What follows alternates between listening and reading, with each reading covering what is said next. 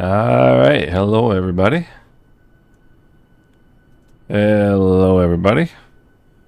Welcome back. We are doing things a little bit differently today. We are in Miami, and we're gonna be heading down to.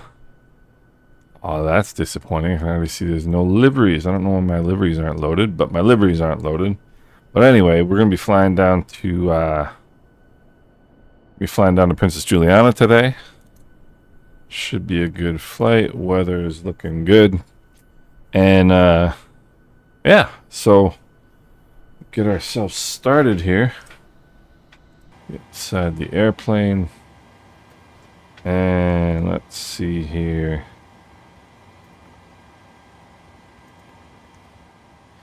We've got things loaded up here. I don't know why this is so dark, but it is. So anyway.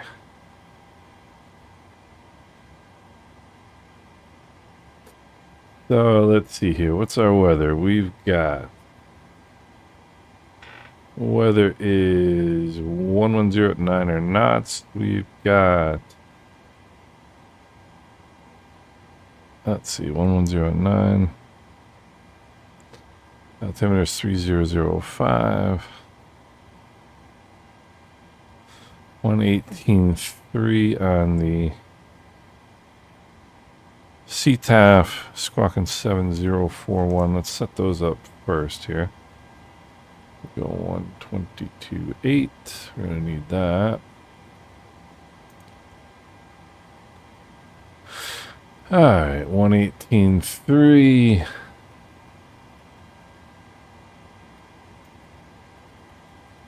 Beautiful day here in New York. Beautiful day to sit inside. 118.3. Let's see, squawking 7041. Chris Loach, what's going on? How are you doing?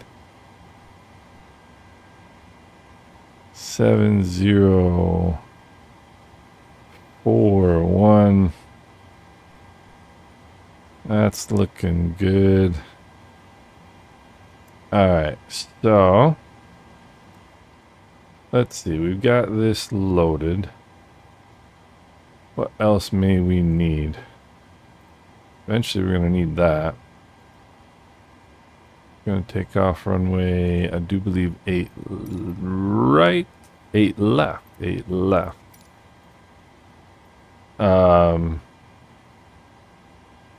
Nice. You know what? I'm going to make some burgers later today, actually.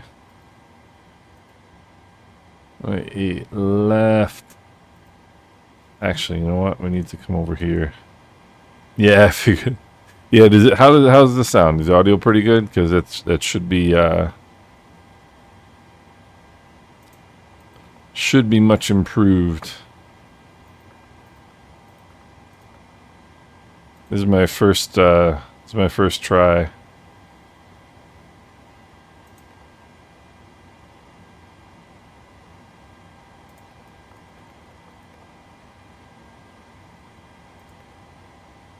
There we go. Set payload, set fuel.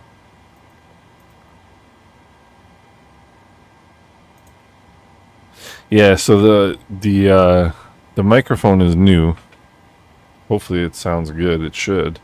That was the whole idea.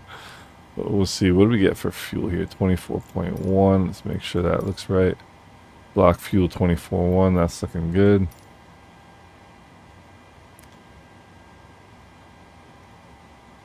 Yeah, we got a couple new things going on here.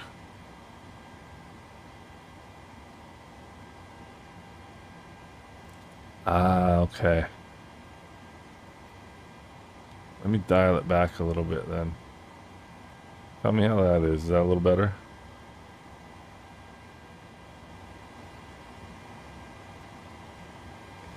Because I can't hear it, obviously. Let me see if that works better. Tell me if that's pretty good. Just adjusted the sounds a little bit. So yeah, it's definitely a lot more. It's definitely a lot more sensitive a microphone. So I just turned it down a little bit. Let me know if that's better.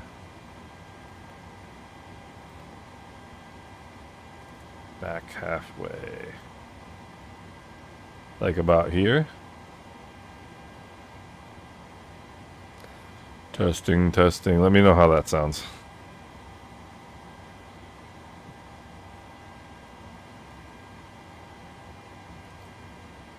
Alright, so let's go. American 1136, that's perfect. Awesome, dude. Thanks. I really appreciate that because I wasn't sure how to set that. So let's get the perf in it. So yeah, so I got the new microphone, got that going on, which makes me now completely wireless. I don't even have a headset on anymore. So let's set that. Cost index is 35. So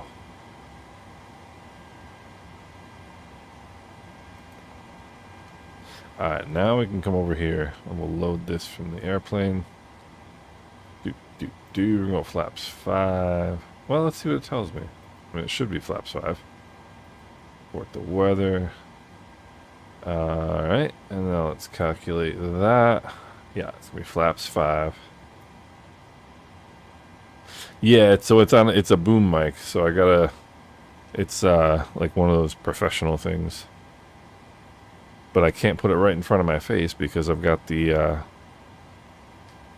Tobii eye tracker, so I gotta set it off to one side a little bit and aim it at my pie hole. So let's see. Select temp is 51. Outside air temp is 32. And alright. Trim is 4.84. That's always pretty much the same. Alright, now back down here. Select temp is 51.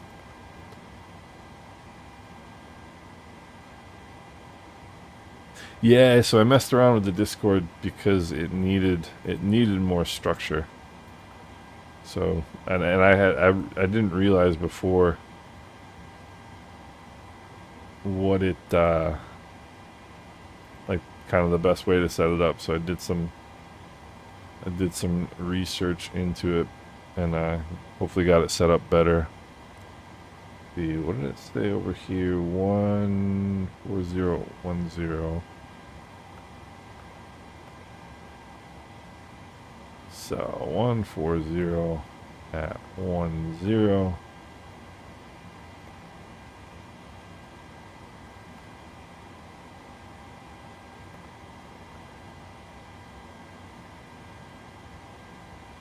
Oh, we didn't do departure and arrival, do we? Alright, we'll do departure 8 left, Clada 2.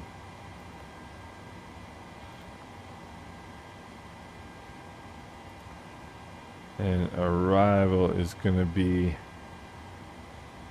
the RNAV 10 from Slugo.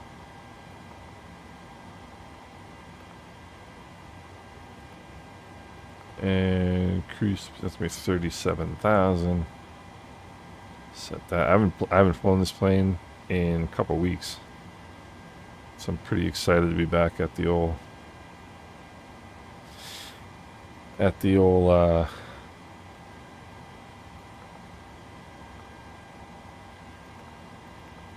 wanted to fly the 777 today, but I didn't want to do like a 6-hour flight.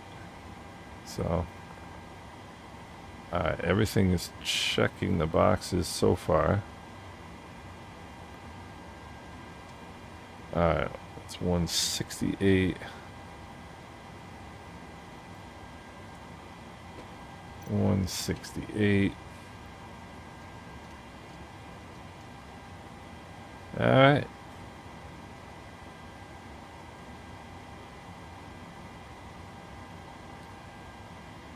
So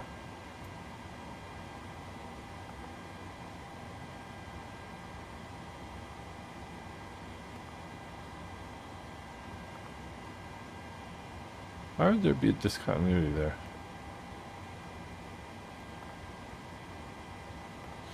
Clouded to Bitac.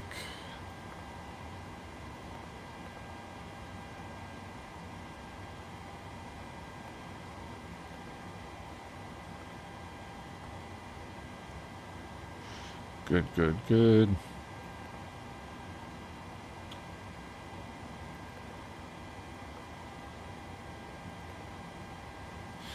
So,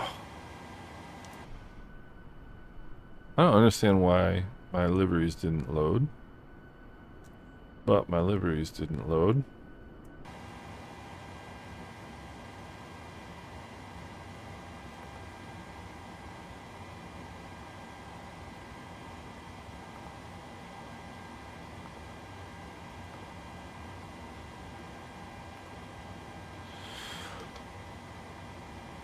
Alright, there is that.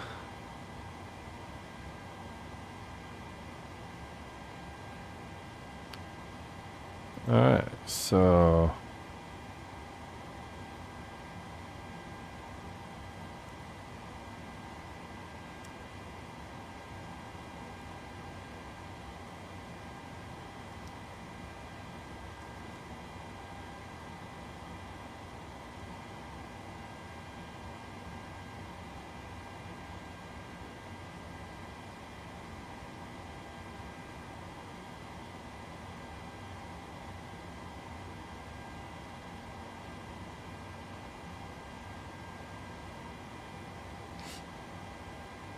let me see here.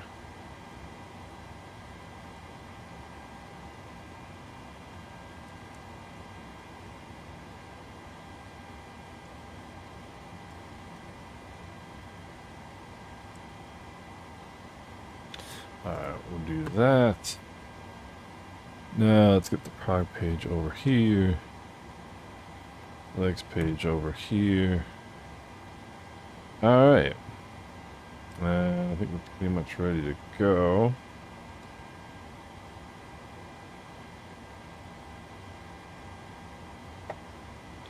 Just gotta check one thing real quick.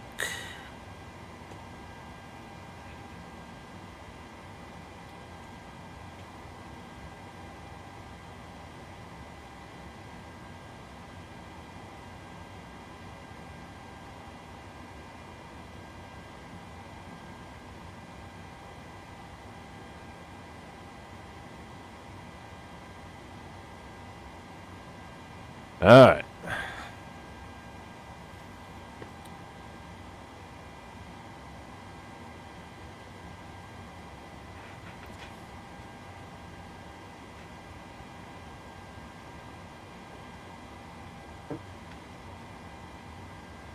Alright, I think we're looking good.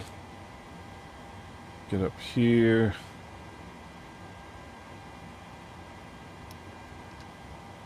Start that. Anti-collision lights coming on. Seatbelt lights are on. Alright, let's see here.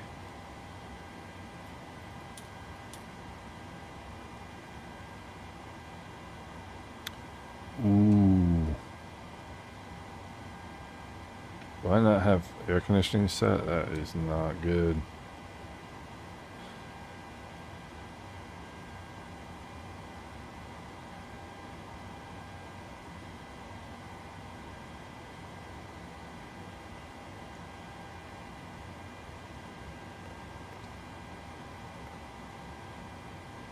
Let's see here. Ooh, no.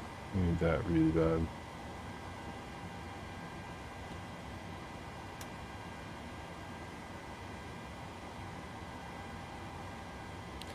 That is a mistake. Traffic is American 18 Lima. Clear of runway 8 left, climbing through 2300. Hold 3 departure. Miami last call. Alright, so that is really bad.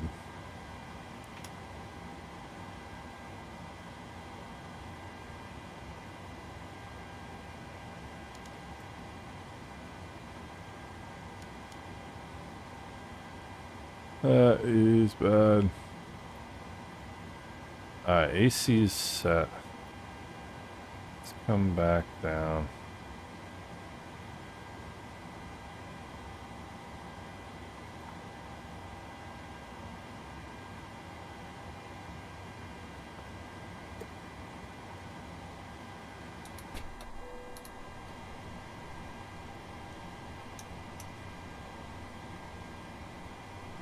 Alright.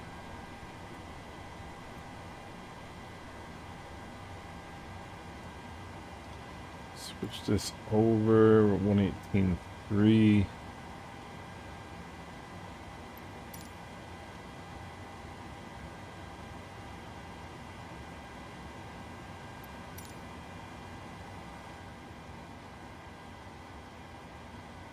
Do charts. Charts. Alright, so we're gonna taxi, pushing back position 7, taxiing November 8, Mike, Lima 1.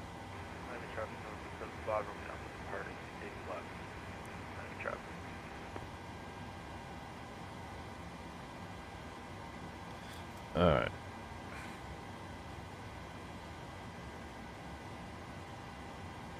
Where that was, I could not hear them, but alright. Alright. So.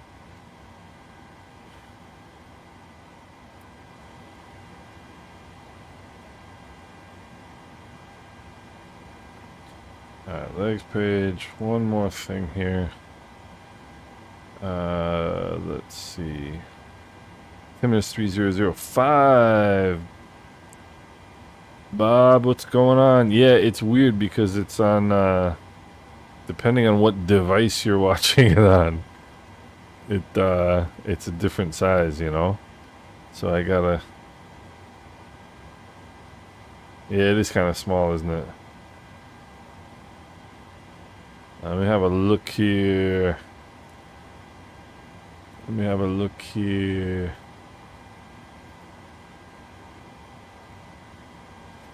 Let me see.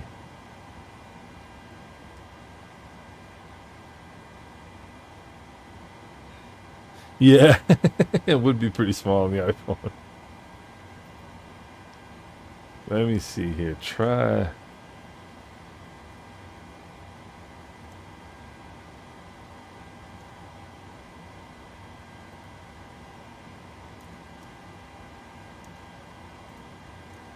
Let's see how that looks. That should get, it should reset and get bigger.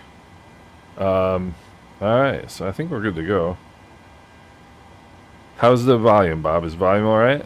Because I have a new microphone today. Alright, so I'm now ready to push back.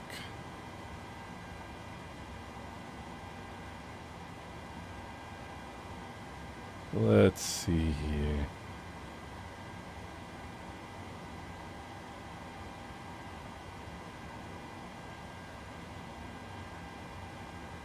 Alright, APU bleed.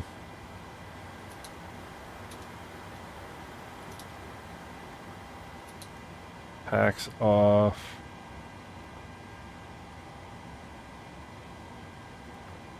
Alright, with any luck we get this right. And nice, I'm glad you... November 75 only Alpha, clear of 24, going to be departing southbound over Virginia Key, Miami traffic. Nice, I'm glad to hear that. Let's go.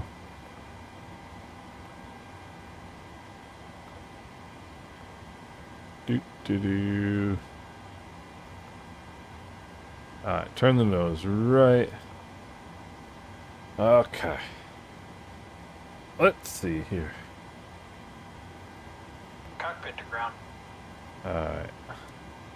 Go ahead.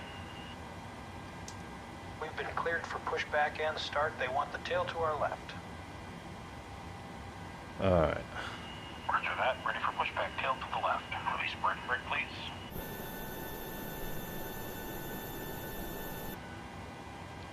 Miami traffic, American 1136, pushing back position 7. Taxiing to runway 08 left via November 8. Mike 1, Lima 1, crossing runway 8 right, Miami. Brakes released. Here we go. Alright, so we're gonna go.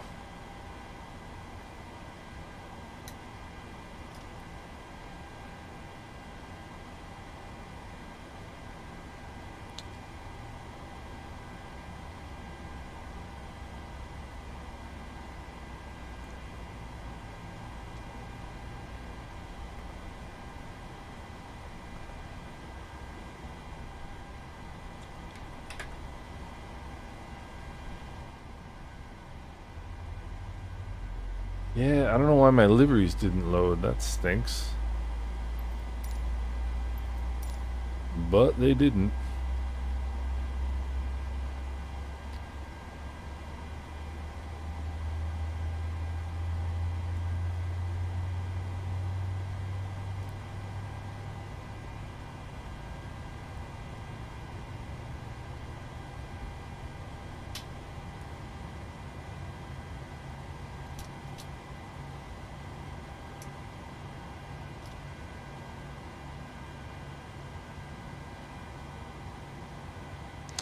Alright.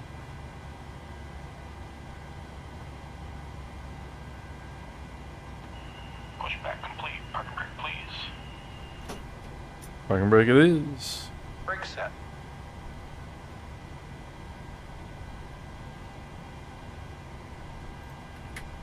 Alright.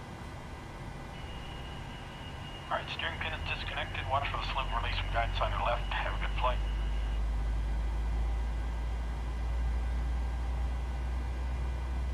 Alright, that's that.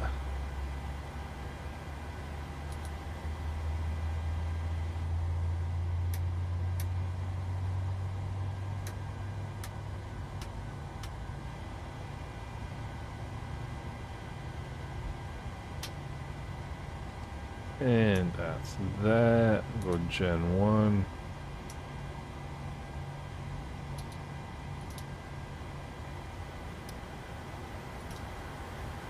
And I haven't flown this plane in forever.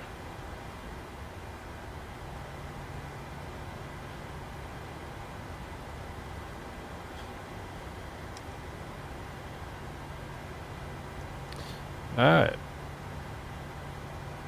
That looks pretty good. Toes on the brakes. Release the parking brake.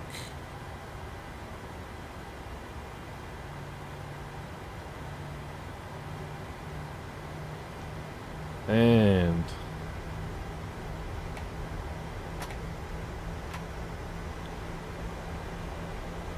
we will begin moving under our own power for the purpose of flight.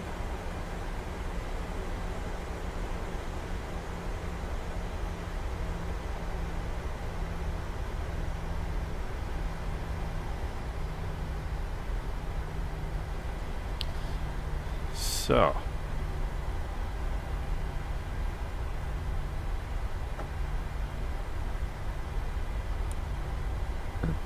I'm gonna have to reset my rudders here in a little bit, but that's all right.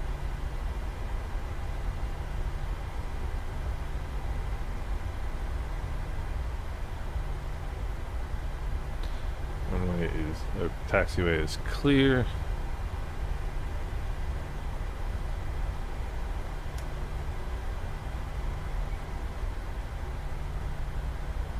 This is a flight I used to do every single day. And when I tell you every single day, I mean every single day. I do Miami to St. Maarten, I do Miami to St. Kitts, I do Miami to St. Thomas, Miami to Barbados, all the time.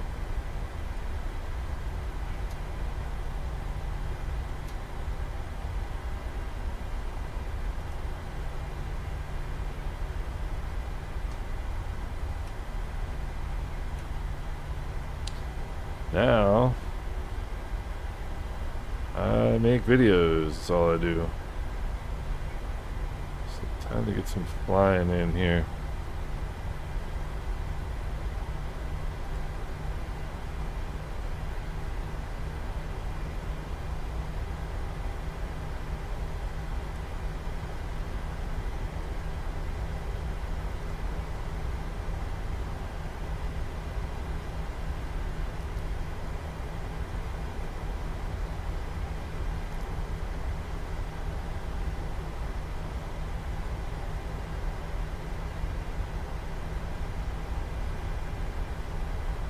Oh yeah, I used to. I mean, practically anyway. I mean, pretty much every day I'd fly an outbound from Miami to somewhere.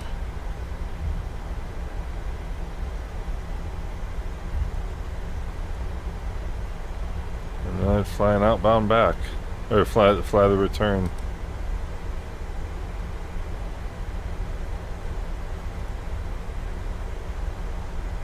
I used to do this all the time.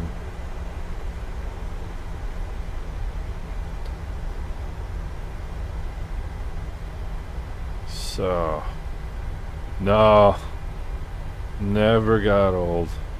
What's funny now is that when I go to Miami in real life, like knowing the layout of the airport so well, like where everything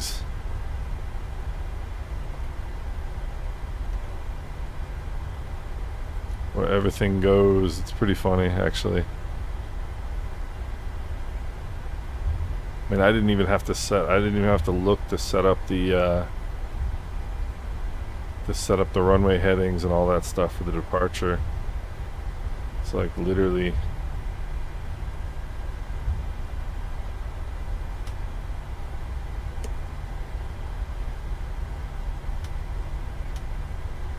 let me make sure here. Yeah, I mean, I know this departure inside and out. I know this airport inside and out. Gen 1 battery. That is off. Those are good. And yeah, we don't need to just reset those here. To auto.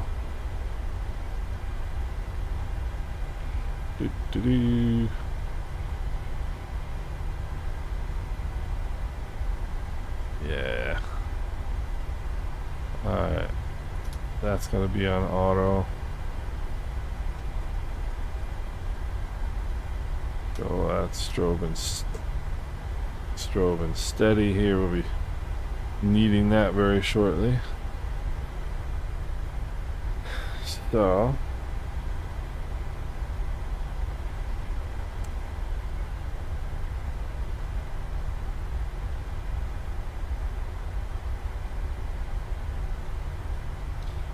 Latitude RNAV departure. 124 heading. Alright, let's make sure there's nobody inbound here. Miami traffic, American 1136 will be crossing runway 08 right at Mike 1, Miami.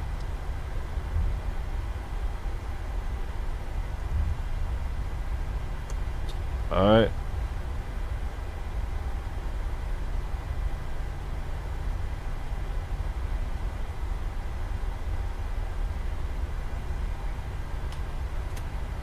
Landing lights coming on.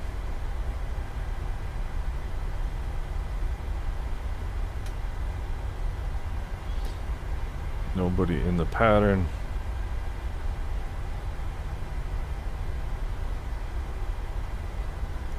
Alright. Auto throttles armed, LNAV, VNAV are set. Auto brake is set for rejected takeoff. Flaps are set.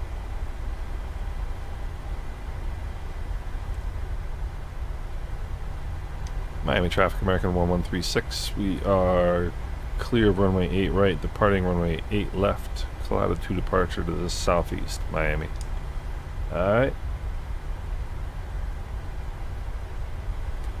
Here we go, ladies and gentlemen. Little bit of a crosswind. Not too big a deal. Gosh, I haven't done this in forever. I'm looking forward to this. Looking forward to a nice 2.5 hours or so of just relaxing and watching this Caribbean Sea go past. Alright. Heading indicator checks with the runway number.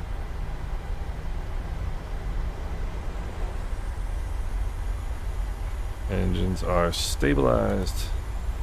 Toga power is set.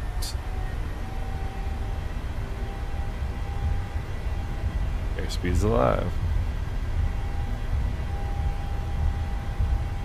80 knots. Checked.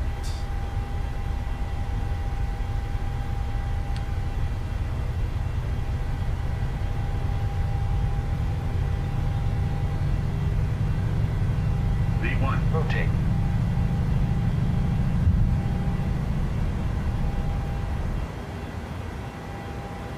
Positive rate of climb. Gears coming up.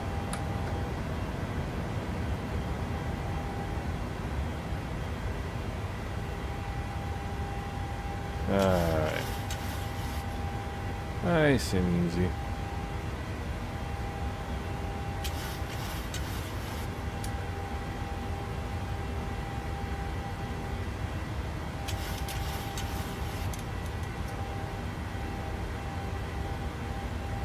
Don't have my control sensitivities where I like them because I just set this up.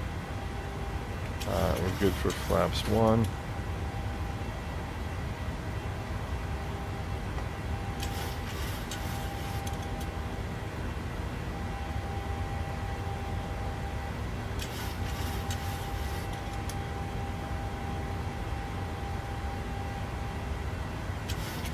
Alright, there's an up speed.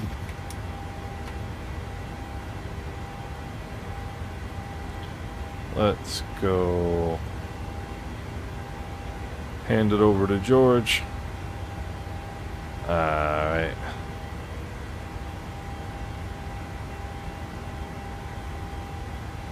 Let's see here.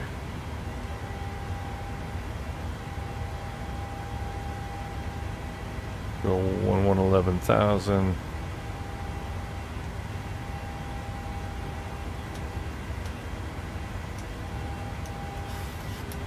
Alright, cabin is pressurizing.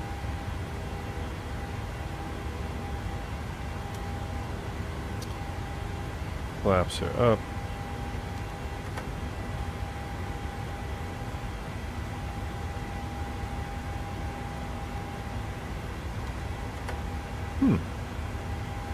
Well, there you go. For whatever reason, that won't change, but...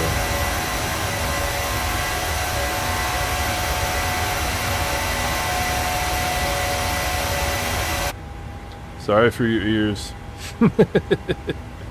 Sorry about that. That's the way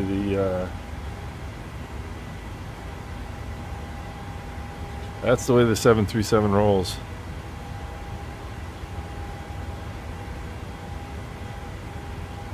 Alright, 66. 7,000 climbing 1,000. We'll go.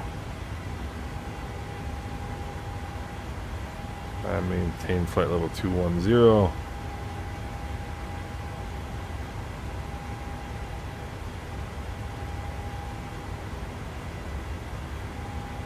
Alright. And there we go. 23 miles to Ebola.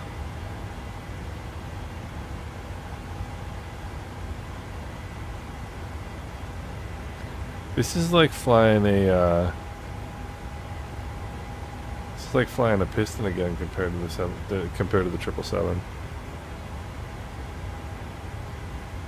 777 is fast.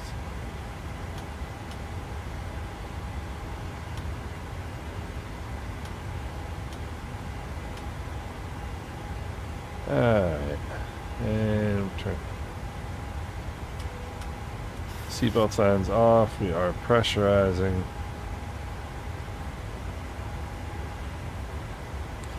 And we'll accelerate now.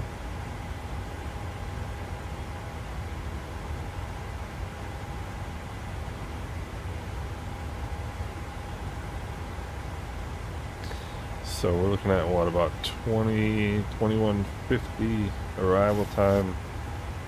It's got about 2 hours and 15 minutes, something like that.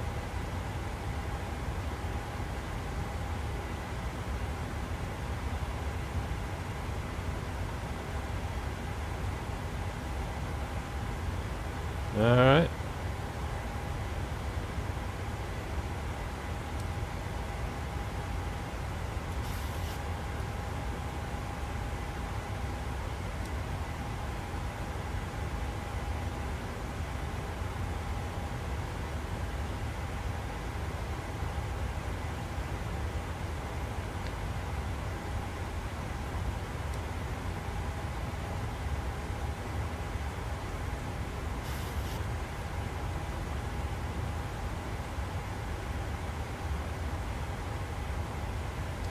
Alright, now let's go over to CTAF here.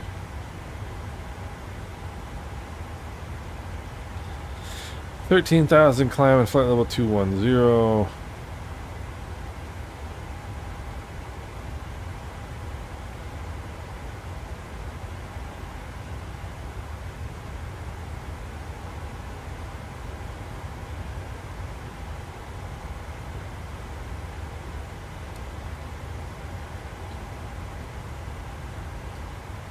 Continuing to pressurize. Alright. Do.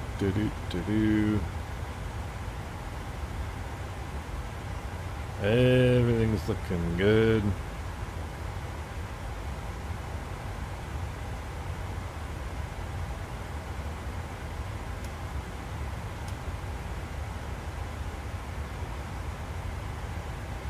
Alright, cabin temps are all looking good.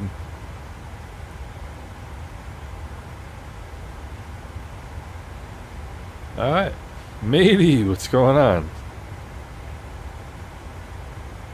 Oh, that's alright, man. Don't you worry. It's good to see you. I appreciate you stopping in.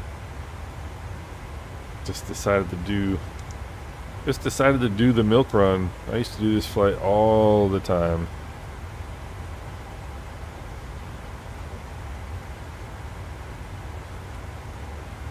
Haven't done this flight in forever.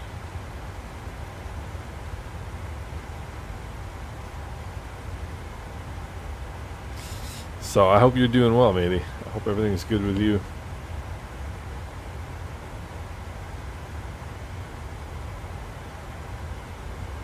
Alright. 17,000 climbing flight level 370.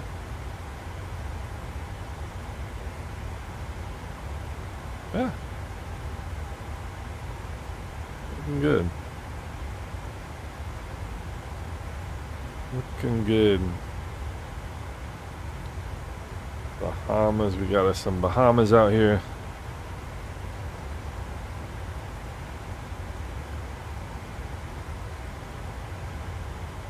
Gosh, this thing is, it feels really nose up to me for some reason. But let's see here what we got.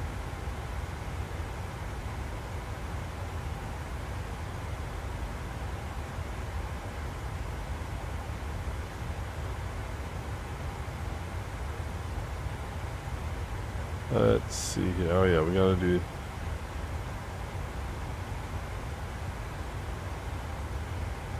Gotta do this. Gotta get our flight data here. There we go.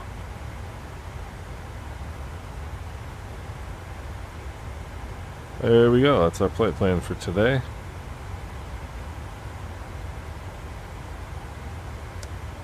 Alright, what we got here? After takeoff, engine bleeds are on, packs are on auto. Engine bleeds on, packs on auto. Good, good, good. And gear up and off. For some reason it won't let me turn the gear off. Probably I literally just reset this plane up, so gonna have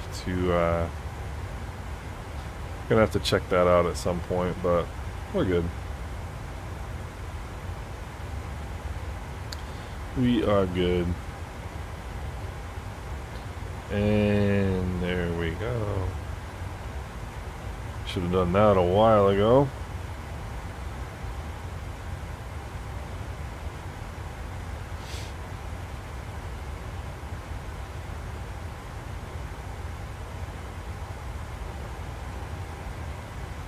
And off we go.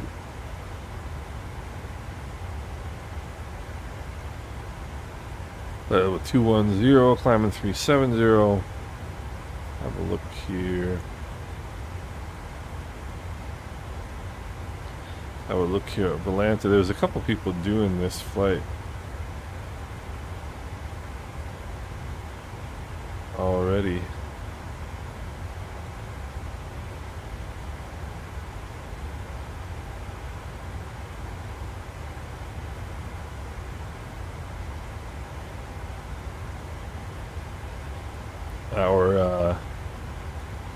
Our alternate today is La Risette in Guadeloupe.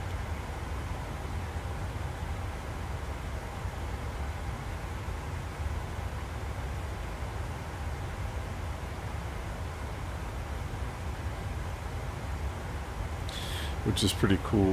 We usually get to top of descent or top of climb is usually right here, right about Nassau in the Bahamas. Sky 173, what's going on? How you doing? We are climbing out of Miami. We're heading down to Princess Juliana.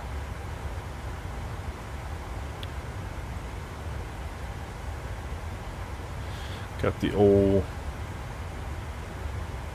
737 out of Hawk here. Oh, yeah, I just decided about noon that I wanted to do this because I haven't just flown for fun in a long time. Just gotten in the plane and gone for a flight, so I wanted to do that today, even though it's a gorgeous day in New York. It's a beautiful day to sit inside at the computer, you know. So, but I'm sorry about that. I'm sorry that I really just kind of decided late that I wanted to do this. I was thinking about doing a 777 flight. I may still do a 777 flight, maybe tomorrow. But I want to do some flying. But I'm off today. I'm off on Monday, so I want to do some flying. You know, it's been a while since I've just flown for the heck of it.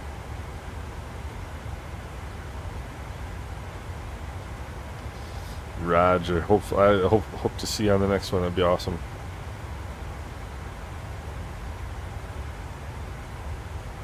Not a whole lot of traffic today in the Caribbean. There's a little bit, I guess.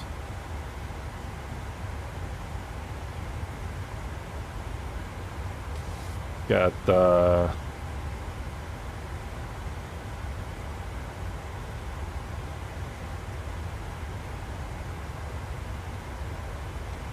area down by Nicaragua and Honduras. They got center controller down there. Oh, no way. You know what? You may have just given me something to do later.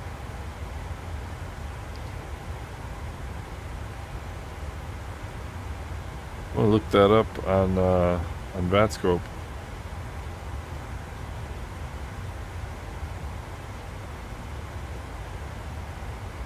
What's going on into what's going on into Dallas?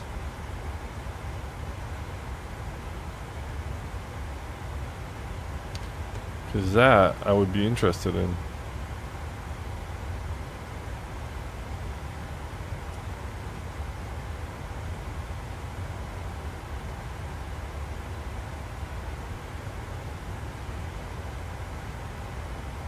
I don't see any details about it on let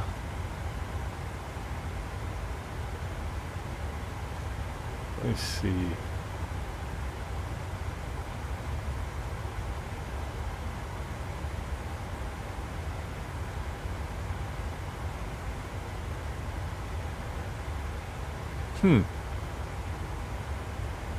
Summer Sizzle FNO. I'm gonna do that, dude. You know what? I'm gonna do that.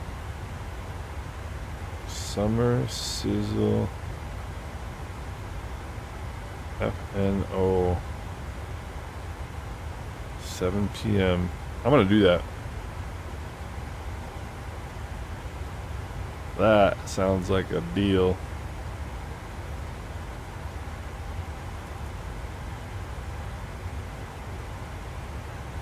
I'm assuming that's Vatsim.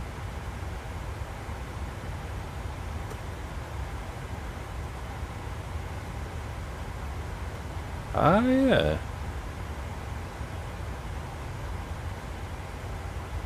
Oh, nice. Nice, nice, nice.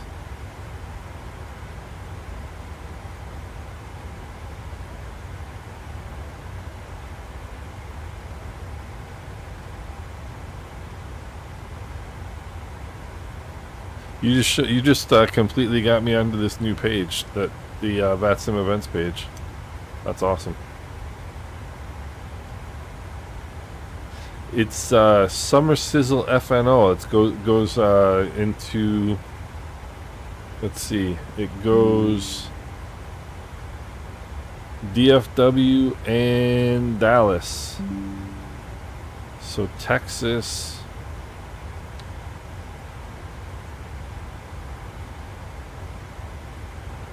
Let's see. I'm just waiting for it to load here.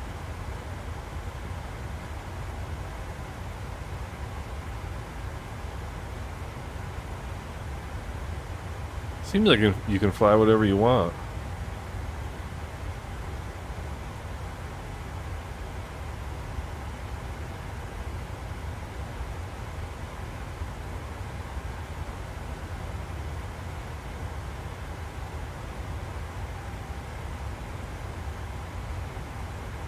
Monterey to Dallas is another option. Ah, Monterey, Mexico. How about that? So they got 2 events. Yeah, I bet you there will be.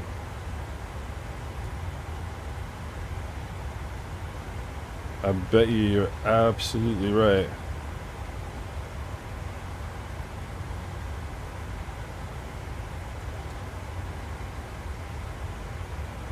So let me put the there's the page where you can find out the info.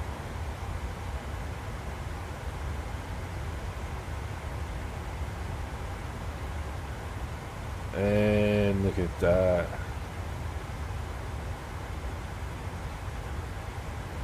Now we're talking.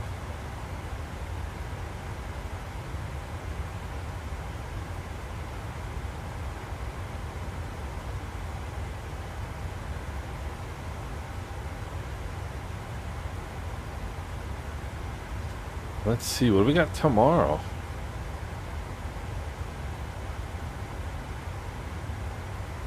Alright, Sky 173, have a good evening. Have a good rest of your afternoon. Let's see.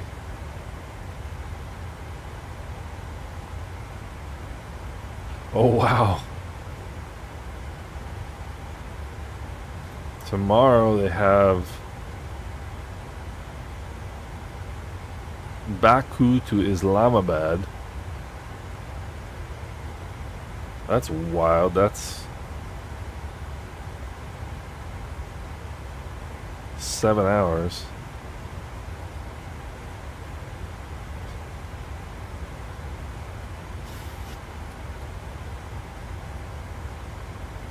Yeah, all kinds of stuff.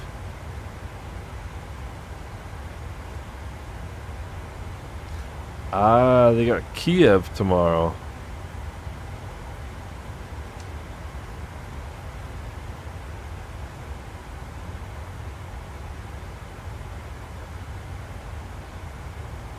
You got Kiev tomorrow from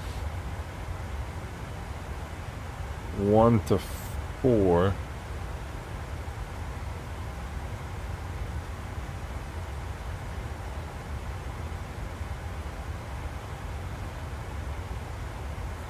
Ooh, that's a good. And then Dubai to Amsterdam. Dubai to Amsterdam on. Oh, nice, Kashif. We got Dubai to Amsterdam tomorrow.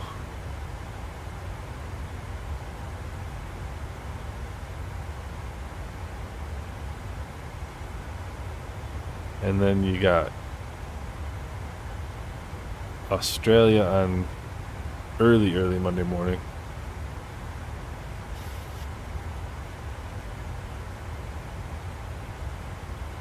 So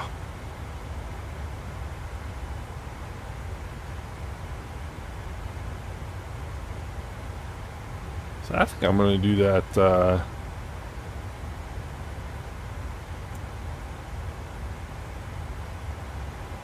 think I'm gonna do that Dallas thing tonight.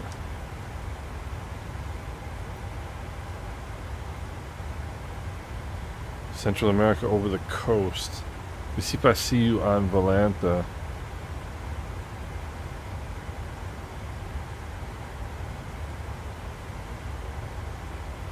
Oh, you know what? I can look into KFLL. Where did you depart out of, Kashif?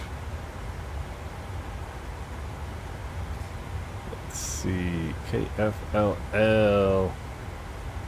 Arrivals. Or what's your, oh, I see you.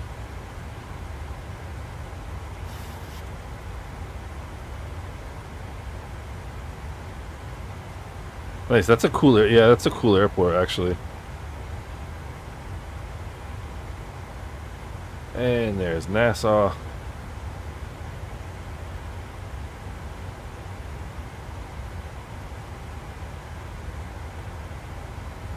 That's not a bad idea. Dude, Chris, that's another airplane that I actually really miss.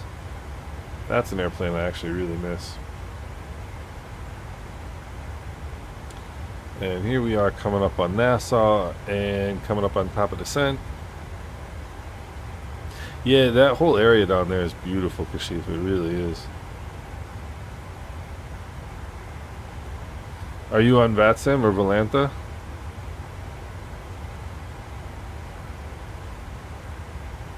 Oh yeah, I see you right here.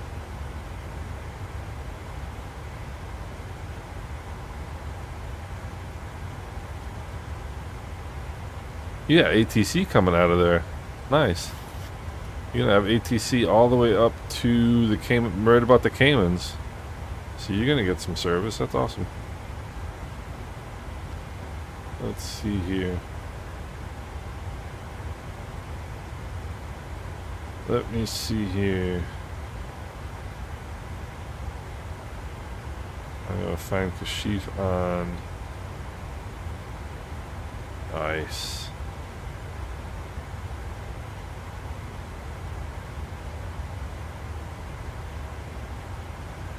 Alright, I just added you on, added you as a friend on Vatsim. Dang, 2,600 hours on Vatsim, man, that's good. That's good stuff.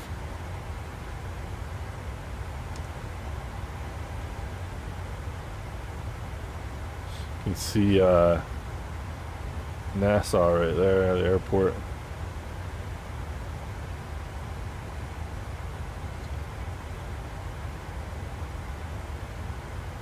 Yeah, you get a lot of that down there.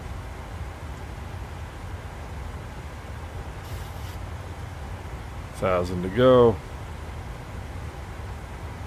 Let me see, I can tell you, 1 second.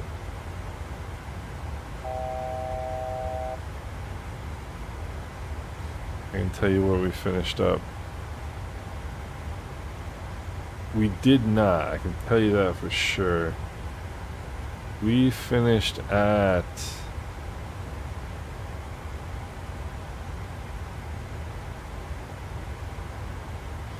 We finished at... Let me see. That's where we finished. That was a great flight. That was a great flight. And there's Nassau. It's funny when you come out of here, you always get the top of climb right at Nassau.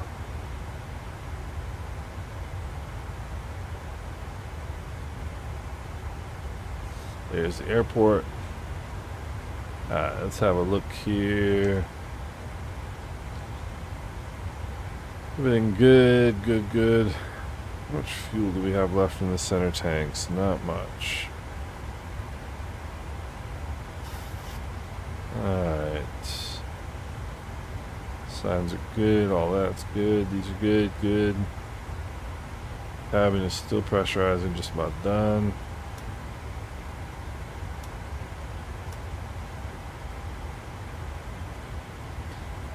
Those are good. Fans are on auto. Packs on auto. ISO valve auto. Bleeds are on. Good. We are all set. Cool, Bob. Have a safe ride over, and I hope your wife has a safe trip. That's some exciting stuff. The your daughter getting married. Congratulations, by the way. Congratulations are in order.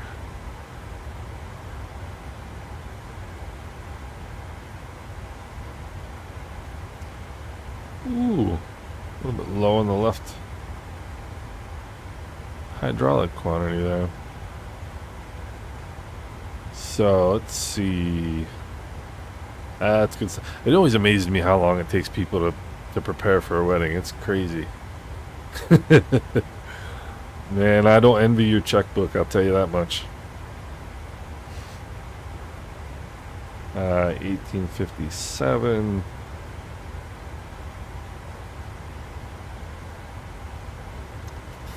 Arrival is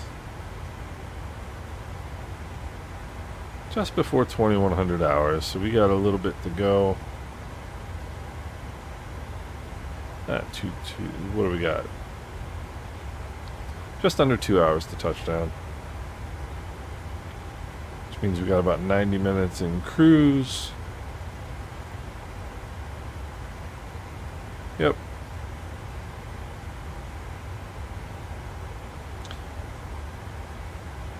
So,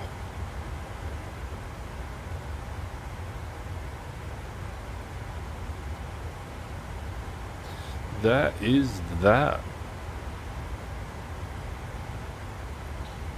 We are in cruise flight.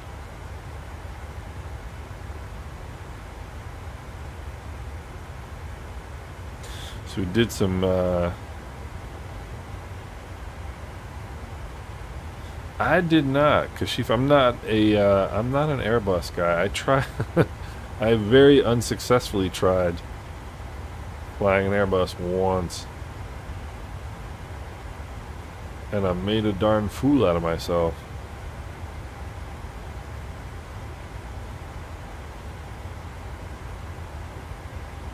That's pretty cool stuff. I mean, that's an open source project, no? I mean, that's just a community-based project. That's pretty amazing.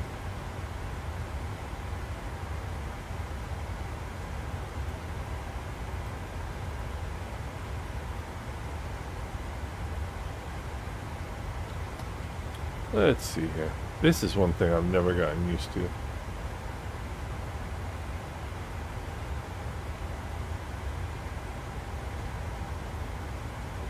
That is one thing I've never gotten used to.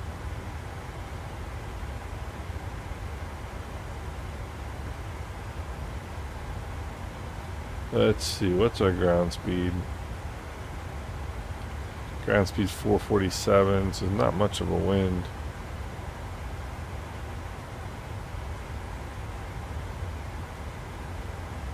.36 knot crosswind there.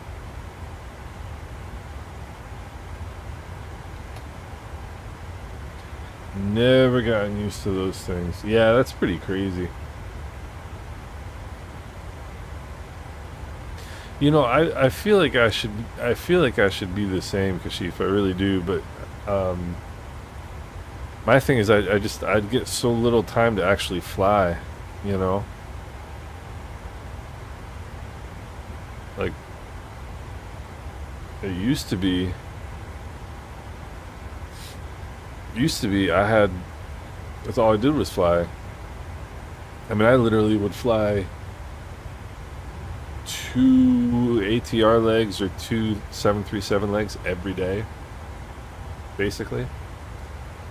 Now I fly 2 flights a week, if that.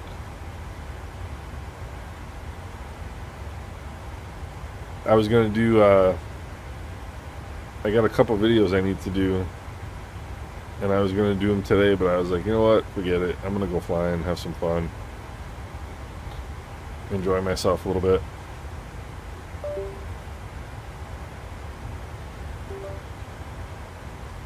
It's like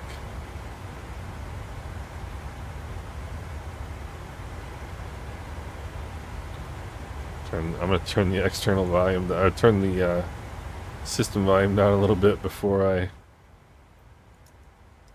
do this, so I don't blast anybody's ears.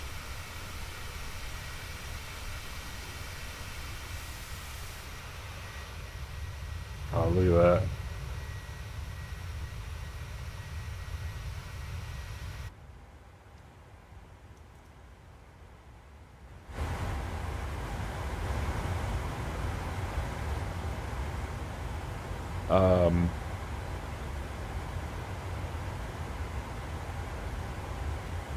Yeah, you know, so my VAs that I'm in, I am in American, which is, oh, I forgot this, you just reminded me, I forgot to start my A cars.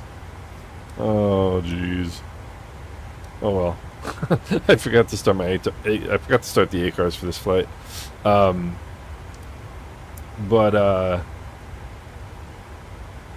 Yeah, I'm in American Virtual, which is what I'm flying for right now.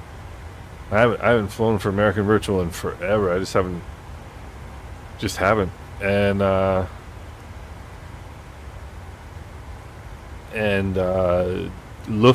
Lufthansa Virtual, which is a great. Yeah, exactly. Manual pilot time. Lufthansa Virtual, which is an awesome virtual airline. Both of those are really good. American VA and Lufthansa are both really good. And then I have my own virtual airline, which is Caribbean Airlines, which I probably should fly for a little bit more than I do, which is kind of actually silly. A little bit embarrassing, if I'm honest. But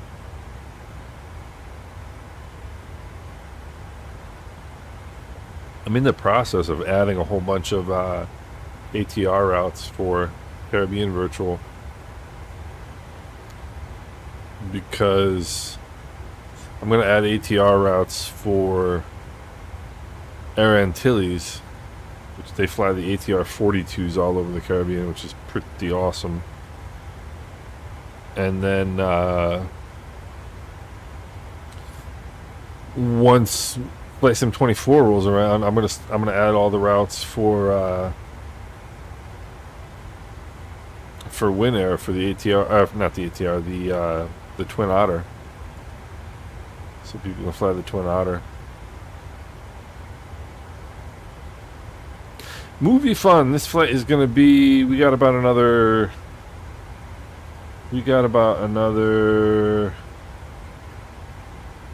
2 hours, just under 2 hours. Another hour and 45 minutes we have.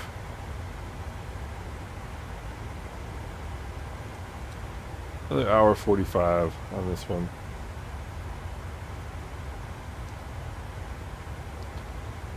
It's 19:04 right now. Estimated arrival time in Princess Juliana is about what, 20:51 Zulu. It's about an hour and 45 minutes.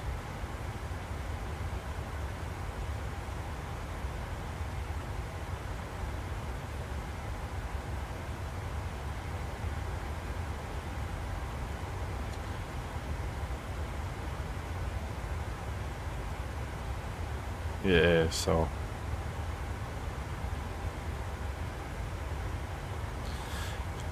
yes, I have. That's actually the option that I use, Chris. Hey, Schmarkash, what's going on? How you doing? You guys have to give me feedback on the microphone volume. Hopefully, it's not too loud. I'm trying to because it's the new mic, so I don't know what the volume is like. Chris, what is my favorite route to fly in the Caribbean? I mean, I would venture to guess this one's probably the one I've flown the most. I like flying. I really like flying in and out of Princess Juliana. I really like flying in and out of Piarco. which is in the Caribbean, which is in Trinidad. That's a great airport to fly in and out of. If I had to pick one 737 route to fly back and forth for the rest of my life, it would probably be Piarco to Princess Juliana and back. Nice, Hugh. Thank you. I appreciate that.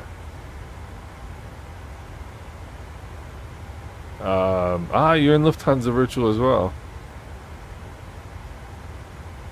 Good sheep.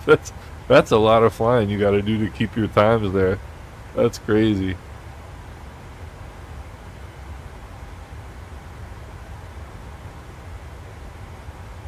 Yeah, it should, Chris. It should be. I would think.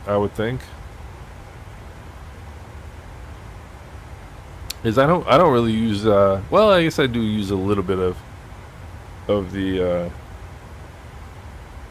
asymmetric thrust, as they call it. That is such a cool. That's a plane that I really regret that I haven't flown more. I was loving that thing. Oh, believe me, I do differential braking, BREAK. G. Differential braking things.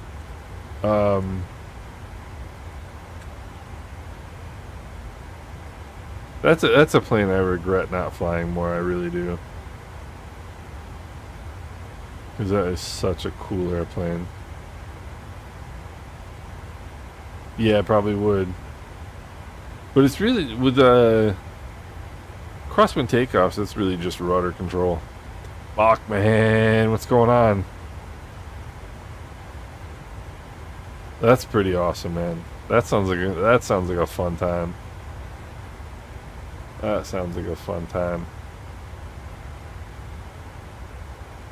This is actually a cool place. The departure out of Fort Lauderdale out over Freeport and down is really pretty cool. Movie fun. Thank you so much. I really appreciate that. That means a lot. Believe me, I will keep it coming, my friend. I was gonna do. I've always got about. I mean, I've got probably 10 videos in my head right now, and I was gonna do. I was gonna do that today, but I just decided to go flying instead. B3 Burner, thank you, sir. I appreciate that. Greetings to you as well. You know, Chris, I think probably more just rudder on that. I don't really use, differential thrust just to for crosswind landings or takeoffs. It's just dancing on the rudder pedals. Just doing the dance. So flight today is going to take us down. Let's see here. Take us down over the Turks and this is the Bahamas all in here, and then we got the Turks and Caicos right there. And then absolutely get your ears ready.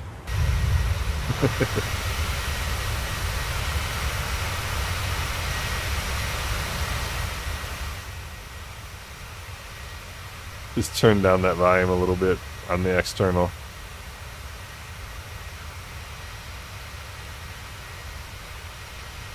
Yeah, this is a pretty cool livery, isn't it?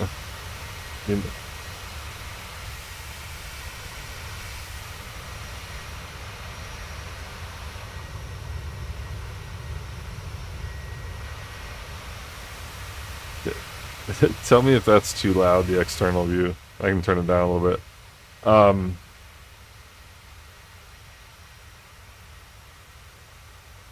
I would have to look at that. Yeah, but you wouldn't use differential thrust to to kind of fight the max crosswind component. Max crosswind component, and all max crosswind component is, it's max demonstrated crosswind. It's let's see. Yeah, I would think that I would think that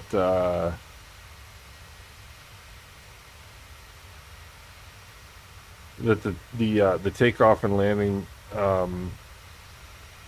max demonstrated crosswind is probably higher than 15 knots for that plane. Hey Javier, how are you? It hasn't always had it, no.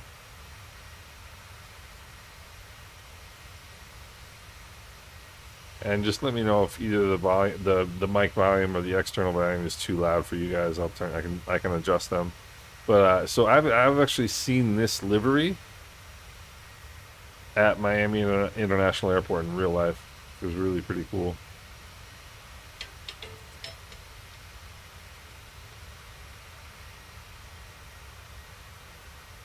It's pretty neat, huh?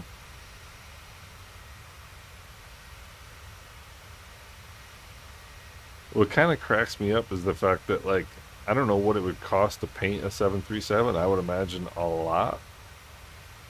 And for American to go to this expense to paint somebody else's livery on their airplane is pretty wild, you know.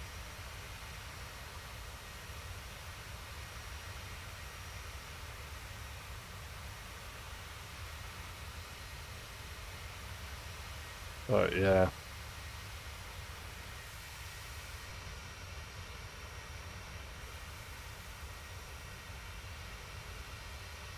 it's pretty cool. That's my favorite seats in this airplane. I actually like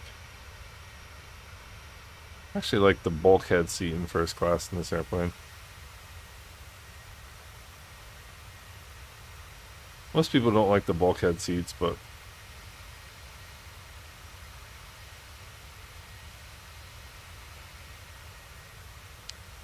so let me go inside just to get that noise out of my head here for a second.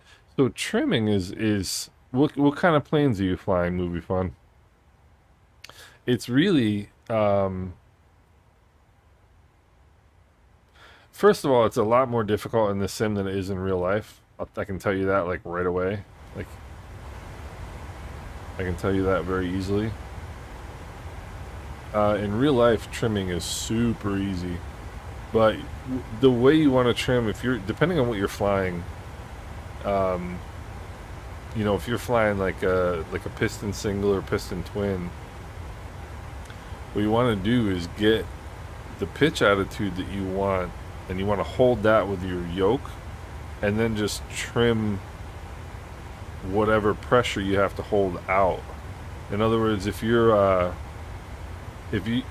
let's say you have to hold the yoke back a little bit towards you to maintain level flight, then you just hold that to maintain level flight, and then trim the nose up, trim the nose up, trim the nose up, and gently release the pressure as you adjust the trim. And so what you're doing is using the trim to take the control forces off the yoke that you have to hold. Um, Ryan, the flight is going awesome. It's a beautiful day. Just kind of coming down over the Bahamas here.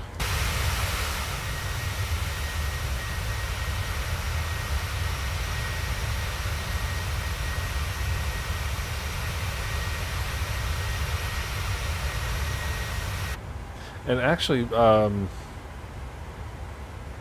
Movie Fun. Hold on. Let me find something for you. I actually did a video on trimming. I just remember that.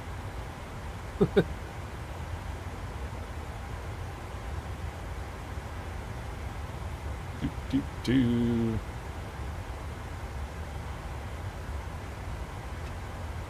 Oh, you're welcome. Here, I literally did a video on that. If you look on my channel, if you can't click, I don't know if you can click that link or not. But if you just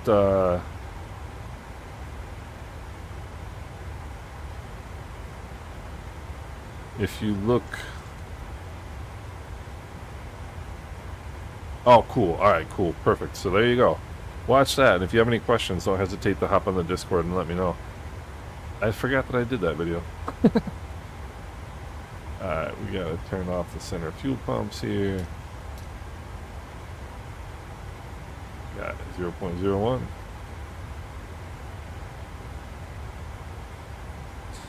Cool, cool, cool.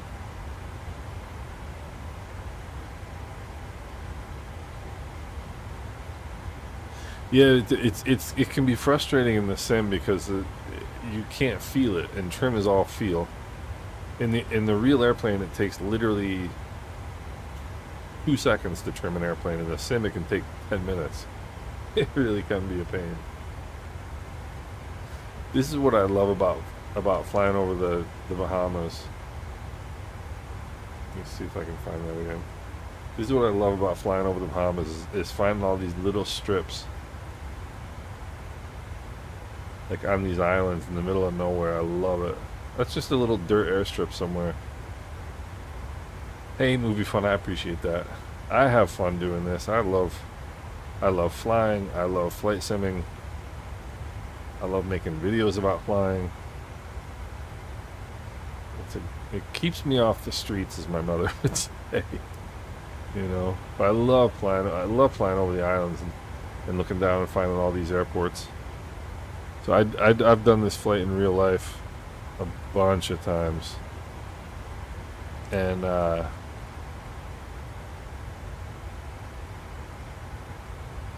was just sit there looking out the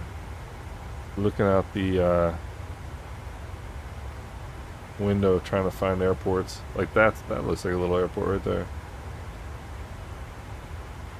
Flight simming is relaxing, you know that? That is very, very true. And that little island is... And that is a little airport right there. That's Dead Man's Key. That is Dead Man's Key, it's called. Let me see, where was that airport?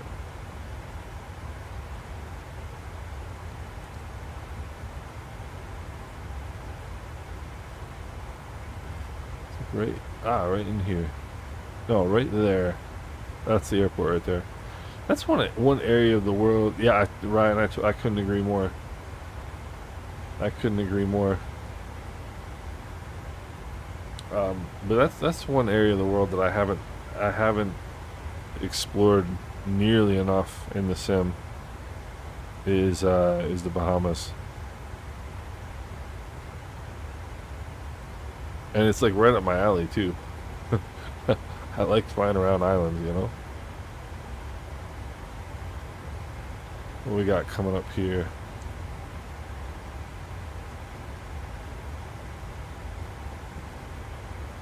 Coming up here, we've got Crooked Island. We've got Crooked Island coming up here. And we're starting to come up towards the Turks and Caicos aren't too far out. As a matter of fact, let's see, 115.6. 115.6. We should find out here pretty soon. Well, we're 222 nautical miles from Haggett, and Haggett is basically right over top of the Turks and Caicos. It's just north of Grand Turk Island.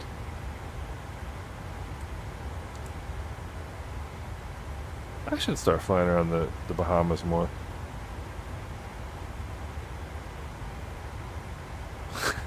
Yeah, they've got some funny names about the...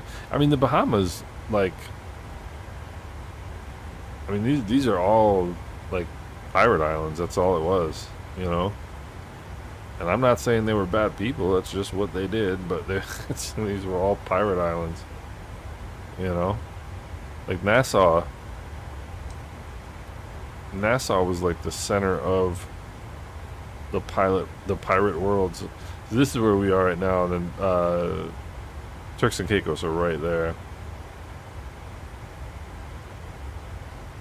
I always try scroll zoom. See that? So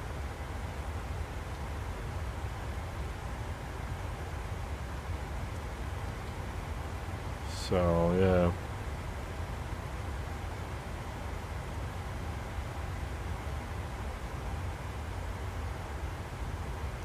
All right, what do we got here for airports? We've got. So we should. Okay. So there's an airport right there, right at the tip. That is Crooked Island Pittstown Airport. So there's Pittstown, and then kind of right in here should be another little airport. That's going to be Colonel Hill. And then on the other side, over here is going to be Spring Point. So you can see the little airport right there.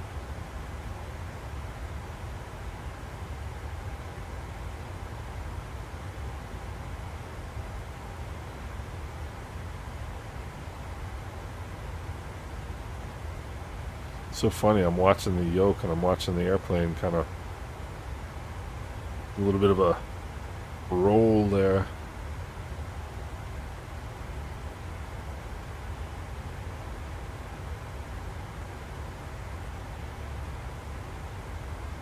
You can see right there. That's probably a cool little airport to fly into.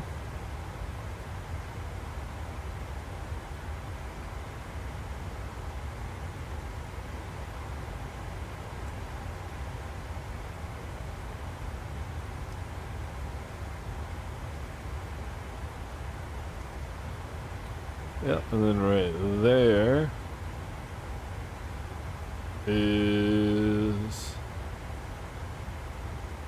there is Colonel Hill. So Ryan, I think it's a very good choice.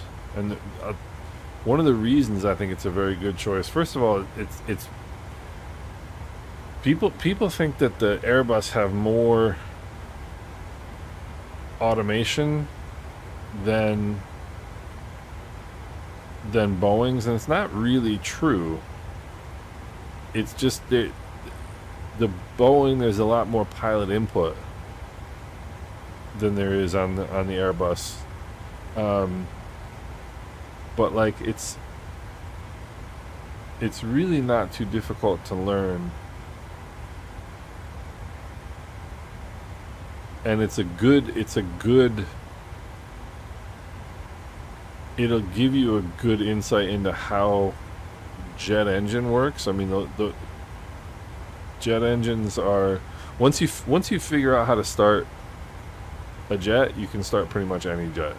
It's just a matter of how automated the start system is. But like it's really pretty straightforward. It's not a very complex plane. And the FMC, like once you figure out your way around this, it's not too bad.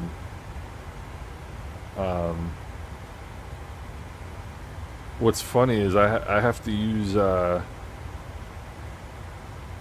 think the ATR is a great airplane to learn on, mainly because the biggest thing with flying jets or anything that's fast is that the faster the airplane goes, the further ahead your brain has to be, and that's really the trick. So if you're going Mike Coffee, what's going on?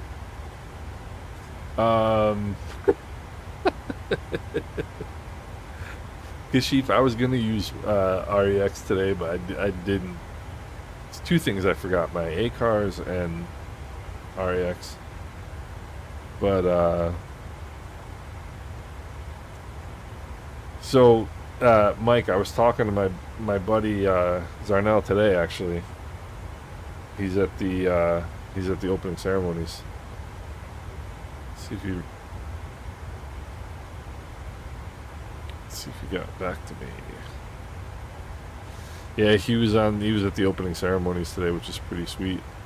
But yeah, Ryan, the thing about I think it's good to increase the speed of the airplanes that you fly incrementally, because that's the big thing, is that the faster a plane goes, the faster you have to think. And it's good to go in steps. And that's why they do it in real life, you know. I mean, I remember when I started flying, my first jet in the sim was the CRJ, and there's not a whole lot of automation on the CRJ. And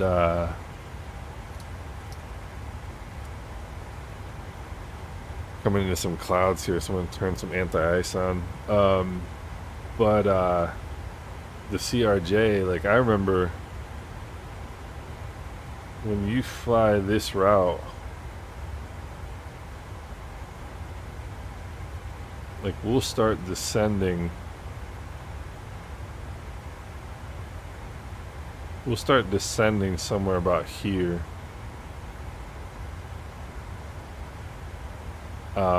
And I used to descend out here, and I'd be at like 10,000 feet right here, because I was so nervous about getting down and getting slowed down. And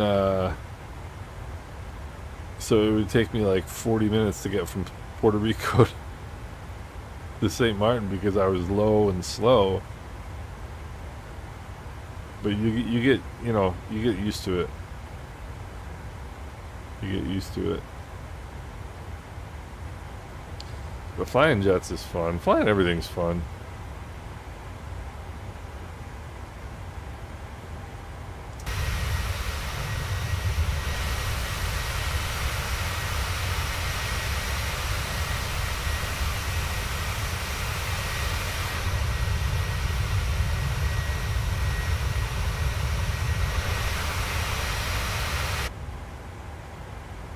T1 athletes, Puerto Rico.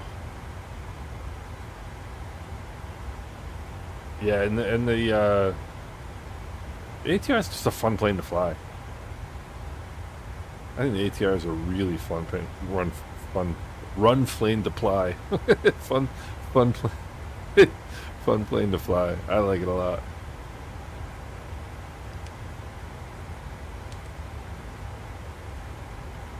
It's a run plane to fly.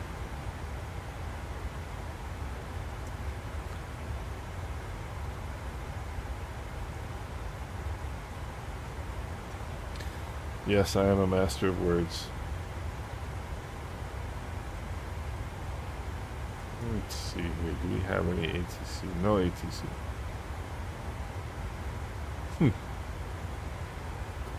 Now I gotta start thinking about... Now I gotta start thinking about where am I gonna fly into Dallas from?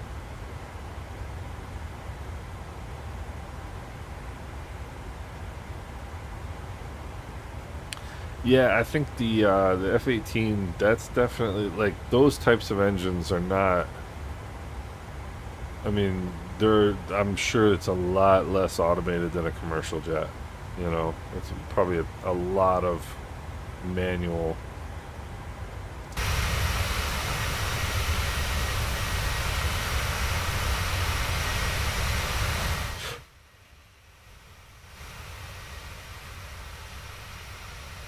A lot of manual starting on that. Think kits. We're bringing in the athletes from St. Kitts right now. That's pretty cool.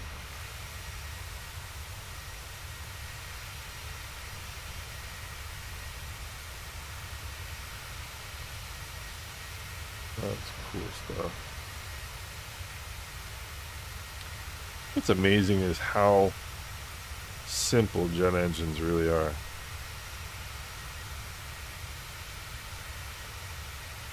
Yeah, the 7.3 is that's one of the things that Let's see what we got. See, there isn't. These airports are so easy to pick out over these islands because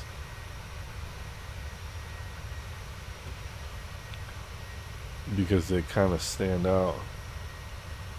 Where is my aeroplane? So that is Mayaguana Airport on the island of Mayaguana. There you go.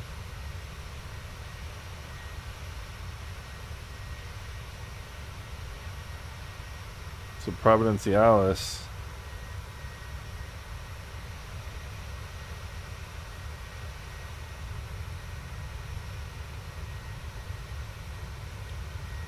Providenciales is over here.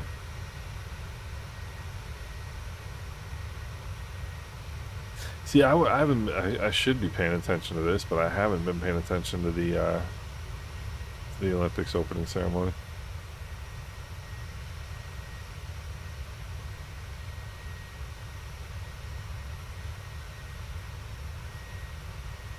But yeah, Schmarkash, that's one of the cool things about the PMDG as a learning tool is that it just works, you know. There's nothing more frustrating than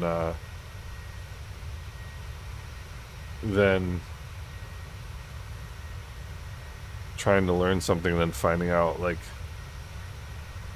the sim airplane doesn't function like the real airplane does. Iguana Island. With Pat, I don't know, Ryan. It's, you know, the thing is, you can't go Mach speeds over land. That's the problem, and it's just not. That's what makes it not economically viable. But I mean, I think these, if they can get them where they can climb faster and get to altitude faster, then maybe it works. But the sonic boom is loud. It is loud.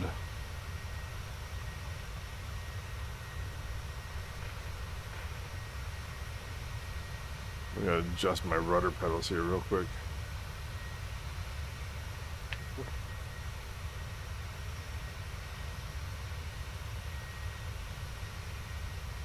Gotta be careful with the dog. I got the dog right underneath my chair.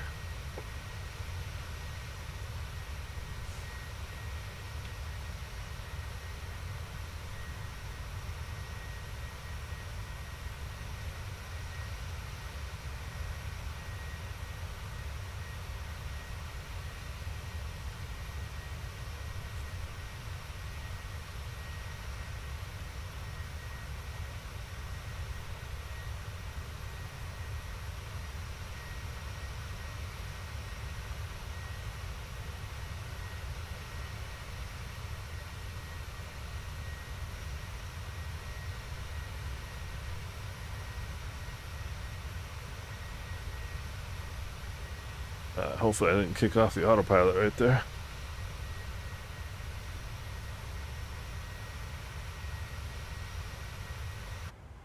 Yeah, all right, let's see here. So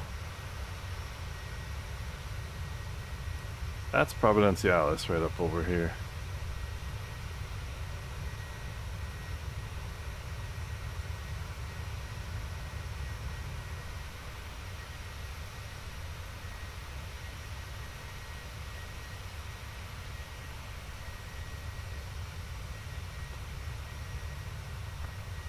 Providenciales is a cool airport.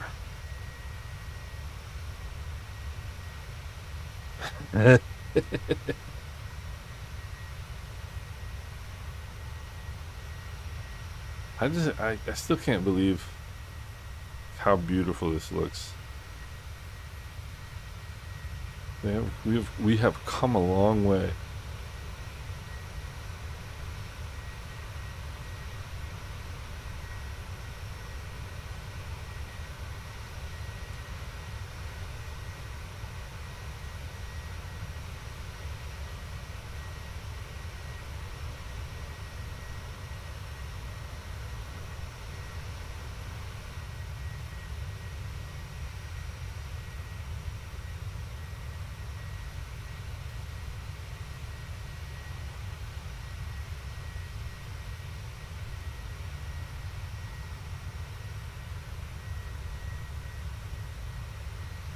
The airport is like right in there. This little lagoon. You come in over the lagoon. Yeah, Flight Sim 24 is going to be mind blowing.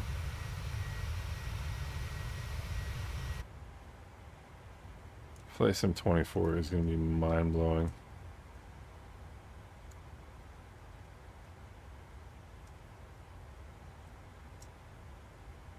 I mean, I don't even think that. Oh.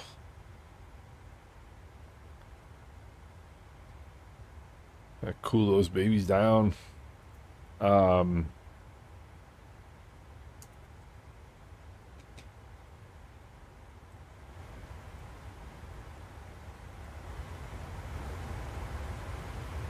Pretty crazy how sensitive this mic is. You can hear all the clicks. But,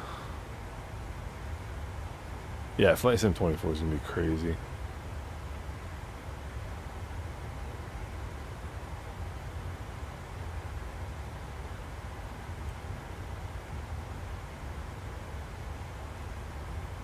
Flight Sim 24 is going to be crazy.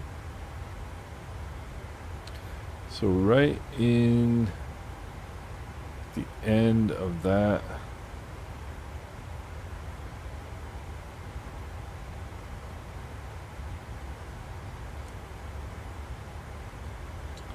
right in there, right in there.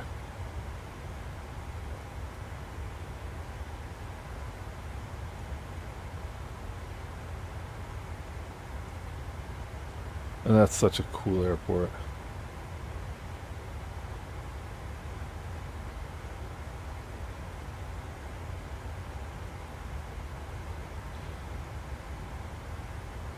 Yeah, it's good. Those lean mixtures will help, or the richer mixtures will help you. A little more fuel in there to cool it. I don't remember. Does it have cowl flaps or no? I can't remember.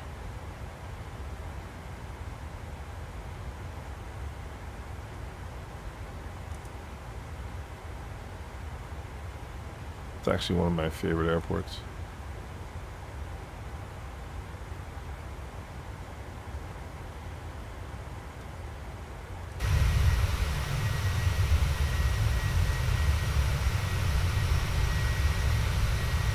And right in here is Pine Key Airport. Right there.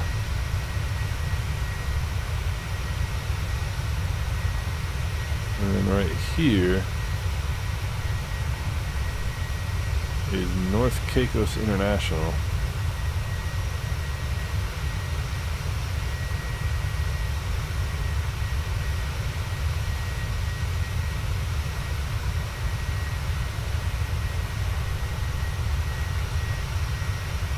Right there.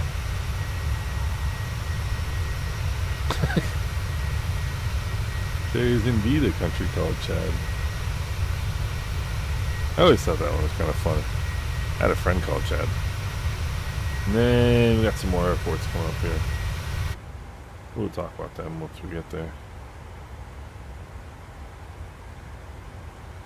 Yes, we'll get right here. That is Pine Key. Right there. That is Pine Key Airport.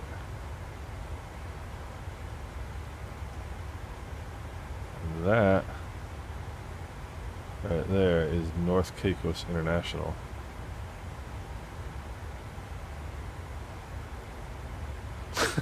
they argue with Romania about their flag. That's funny. People argue about lots of things nowadays.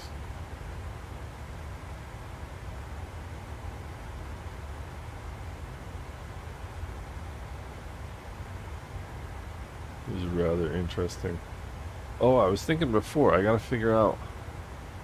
So now that I'm gonna do the flight into Dallas tonight. I gotta find out where I'm gonna fly into Dallas from. DFW. They call it W down there. W. I should do Miami too. That would make sense, right?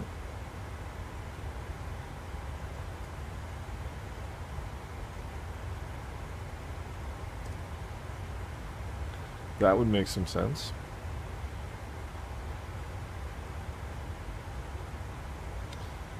Bombasso, what's going on? How you doing? We are just matriculating down to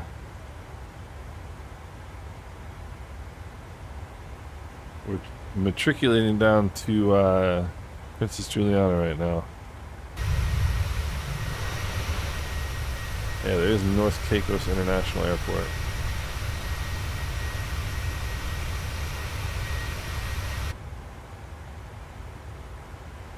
And then what else we got? We've got, come on, map. Where are you, map?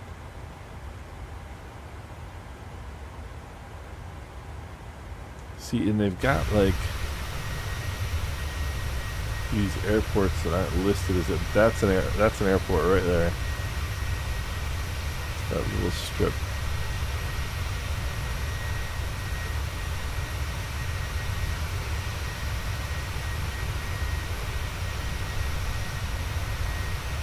It's not even listed.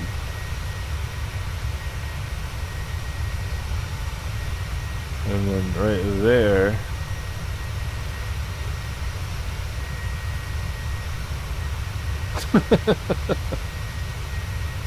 still at work. Oh, I took today off. I'm a happy guy. That is South Caicos Airport right there. And then out here is Grand Turk International. We flew to all these. We did it in the group flight.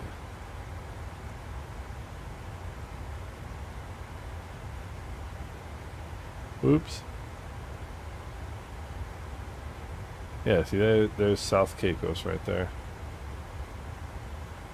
So let me see here. Flight operations. Let me check how long it takes to fly from Miami to Dallas. I'm so mad I forgot to start my ACARS.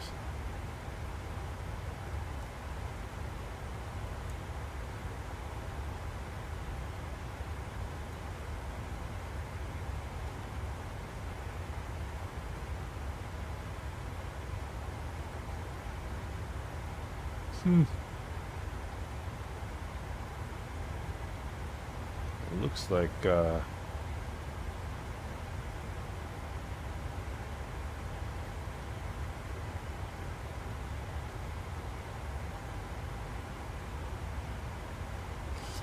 like Grand Turk is going to be covered up here. Blue Star Line, what's going on? No dice, huh?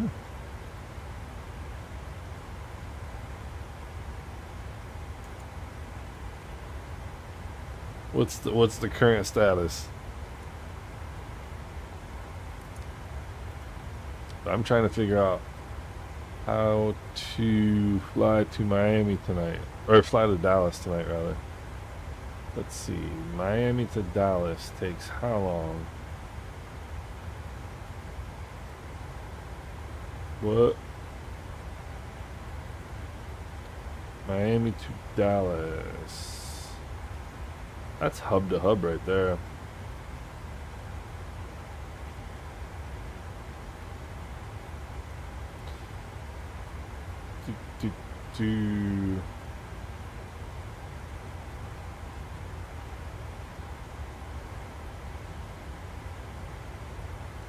Let me see. Why isn't this map working?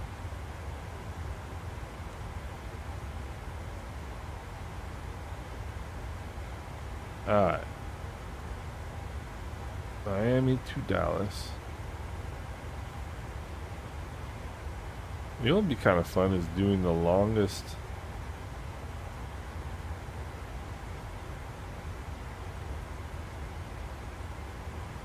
Doing the longest 777 flight.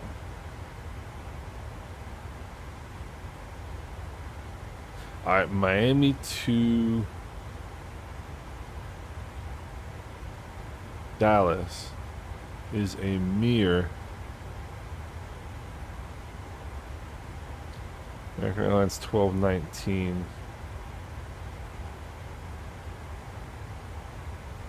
What's the distance on this bad boy?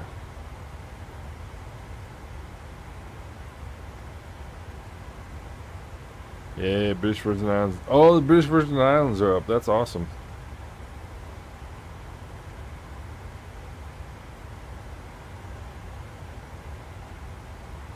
Let's see here.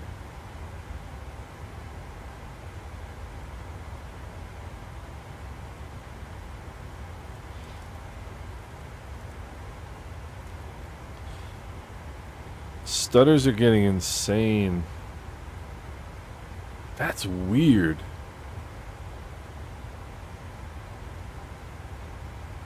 That's weird.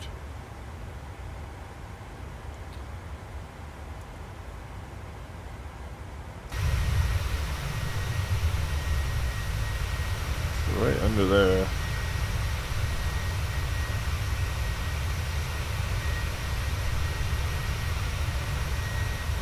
Or no. Salt Key Airport is right here. And right under here somewhere is Grand Turk International. Jags McCartney International Airport.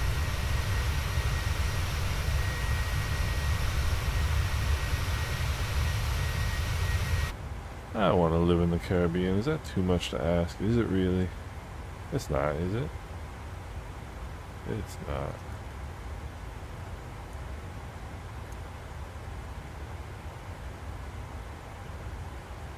That's bizarre, Blue Star. I don't. It doesn't make any sense. It really doesn't make any sense. Especially if, like, other programs that you run don't cause it. You know, like, if you run another program smoothly, it doesn't make any sense. USA. USA.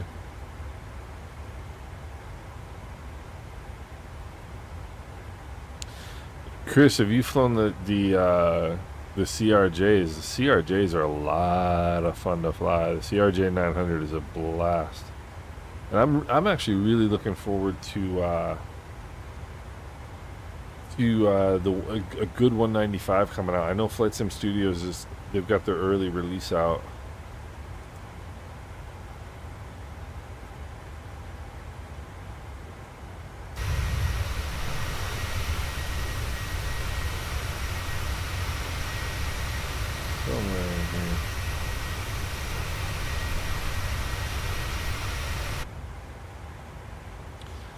Somewhere in there. What do we got going on here? Alright. This is gonna be an adventure once we get to landing here, because first of all, I haven't landed this plane in a long time. Second of all, I have no idea what my sensitivity settings are.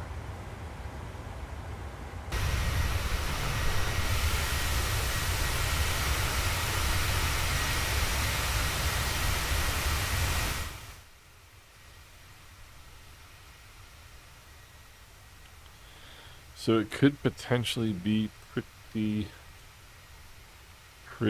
ugly. We'll have to see. We'll have to see. Vive la France. Can't wait for the RV8 Vans analog. I didn't say I don't like it. You know what? As a I like those bell canopies. Those are actually pretty cool.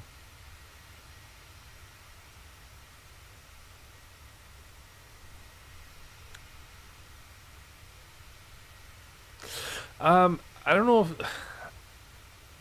know if they overpromised so much as people overexpected. I mean, I think they were pretty transparent about the fact that it was a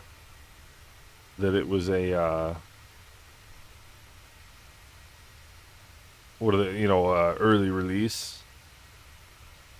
you know, and you just got to take them at their word, you know. I mean,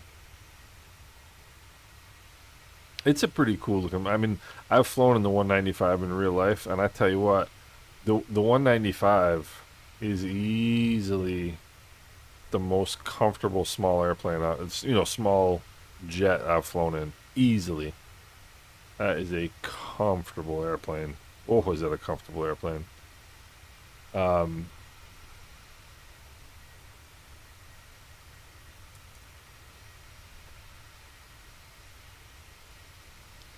all right, so Miami to Dallas is about 3 hours and 10 minutes. I mean, you're going into the wind, which is not helpful.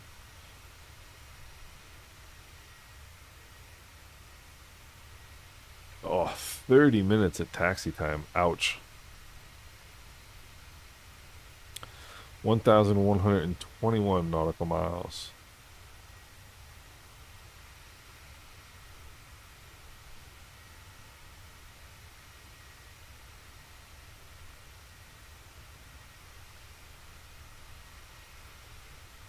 So maybe that's going to be my flight tonight.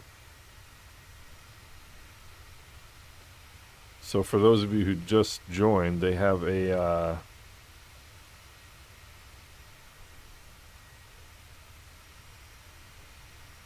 I don't know if I can help fixing airplanes.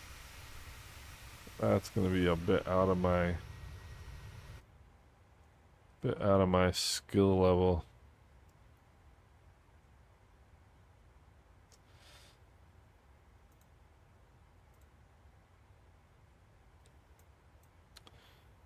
I don't know if we're going to see the Dominican here today. Yeah, Javier, I'm telling you, the 195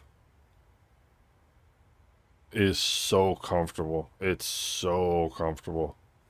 The thing I like about it is that the windows, I don't know if the windows are higher or if the seats are set lower than other airplanes, but like I don't have to stoop over to look out the window. We flew I've flown first class on that plane a couple times. Miami to Anguilla, Miami to Guadalupe, and then Guadalupe to Miami, and Anguilla to Miami. And I tell you what, first class in that little plane is super nice. It is really nice. Airline miles, baby.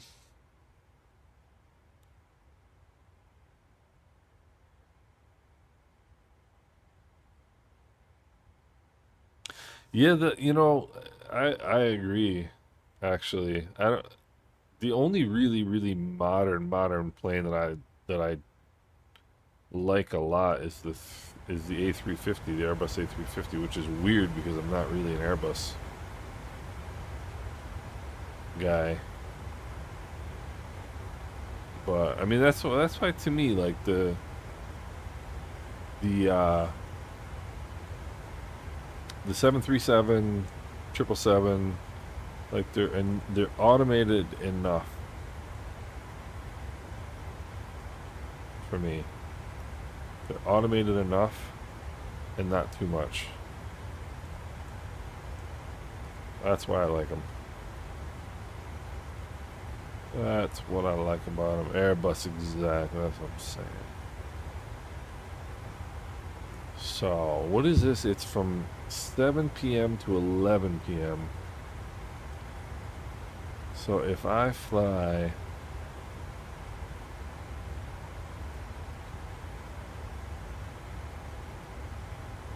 I mean, let's be honest. Going into this event is going to be busy.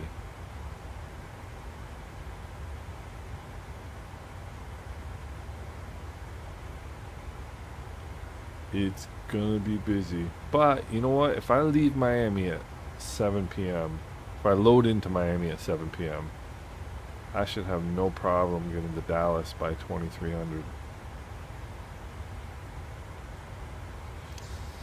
But do I want to load in that late? Maybe not.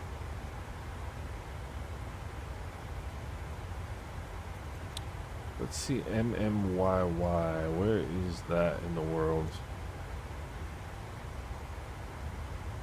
Where is that in the world?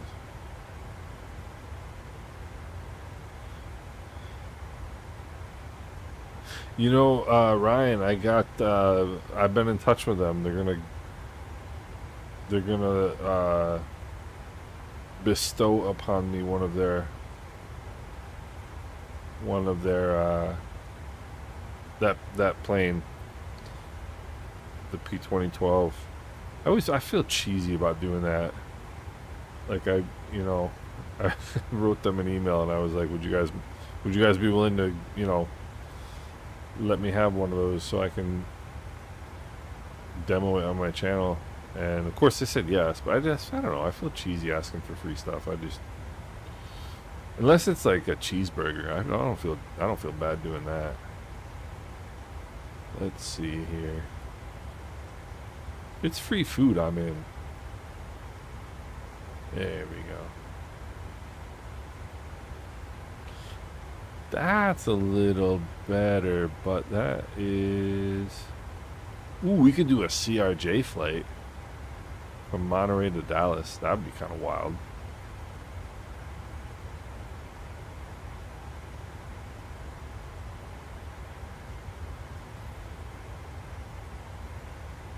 Yeah, Chris, that's the thing about that. That's the thing about that plane. It's tough. I mean, you got to be on top of it.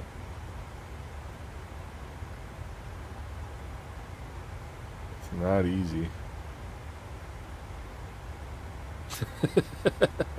Like Hooters out of Myrtle Beach. I used to spend some time in Myrtle Beach. Myrtle Beach is a weird place. It's like bars and beach towel stores.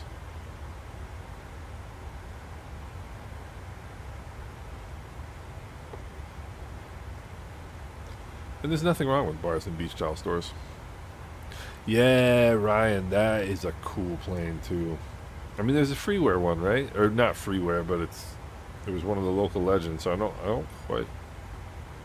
don't quite know what the difference is, but that tri-motor is a cool plane.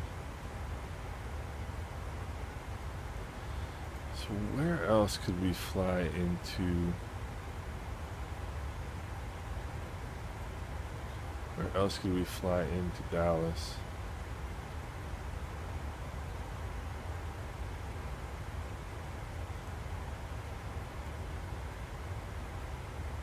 Where else could we fly into Dallas from?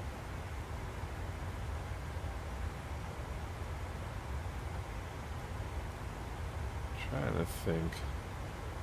There is the Dominican.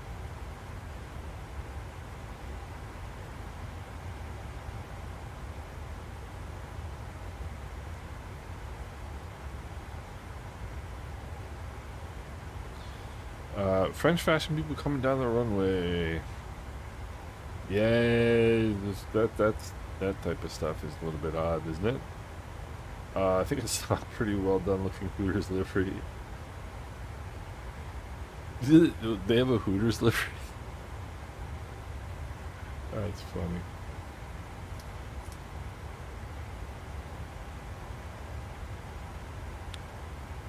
Let's see.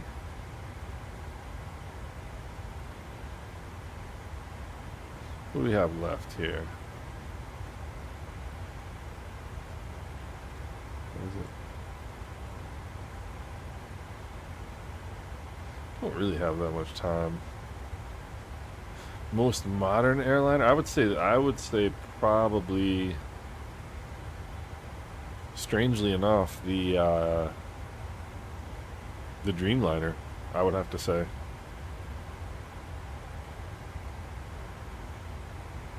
Would be my guess. I mean, that's probably the latest clean sheet design.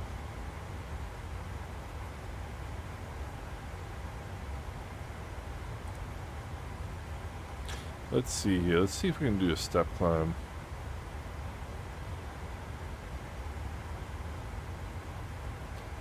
I want to see if I can do a step climb properly.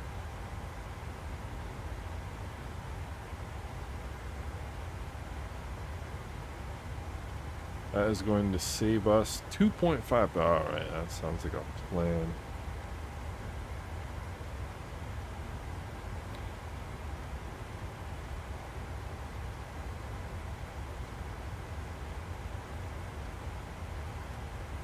Alright, level change it is.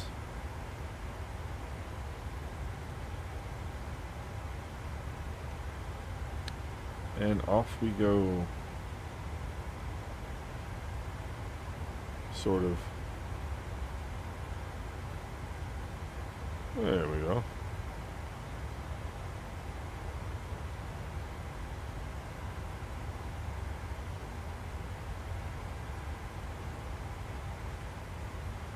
Saving fuel is good.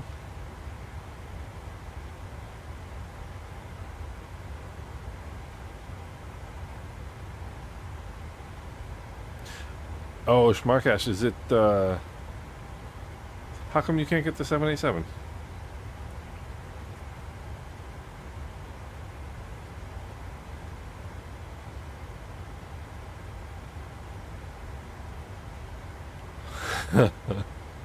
um...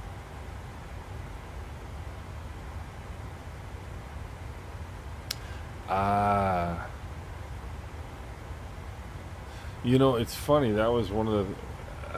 I went with whatever the middle range was. I think the 707's coming out, as a matter of fact, Mike. I'm actually positive the Any Builds is releasing a 707. But Schmarkash, I got the mid-range one. I got... I forget how the naming scheme goes, but and it worked out okay. There was a couple of things next for Flight Sim 24. I'm just gonna get the most. Yeah, there's a deluxe, and then there's the super deluxe. I can't remember, but I'm gonna get the most expensive one. Only because I just want to make sure I get everything. I don't want to be in the, because I was in the same spot where at one point there was something I wanted. I forget. Oh, I wanted to fly the not the Citation. It's the what's the other one? Was it the C7000?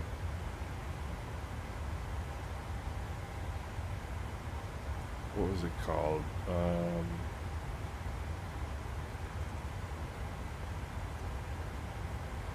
The Latitude. I wanted the Latitude and I didn't have it. I have since gotten over that, but I did wish at one point that I had it. Yeah, there's deluxe and then premium deluxe. It's like the thing with what they used to do with the Formula One tires, like hyper soft, super soft, ultra soft. Like nobody knew what any of it meant.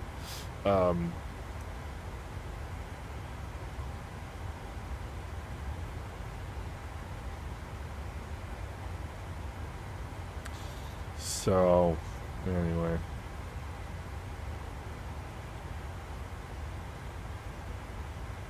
What's that all about?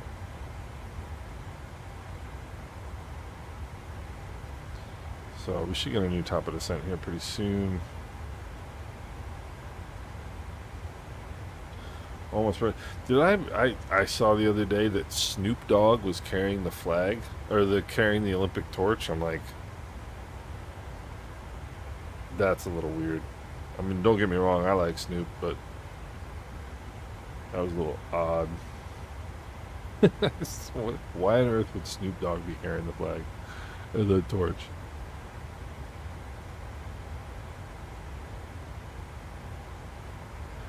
Yeah, oh yeah, exactly. I don't know. I always, those used to be fun before they got like too out of hand. IL-62. I'm gonna look at that.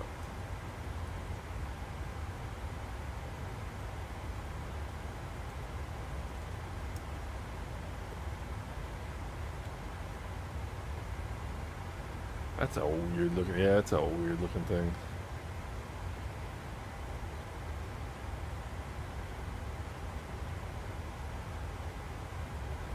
Plus, it's. I don't know if I would put my life in entrust my life to a Soviet passenger jet. I'm not really sure. Let me start thinking about the approach here.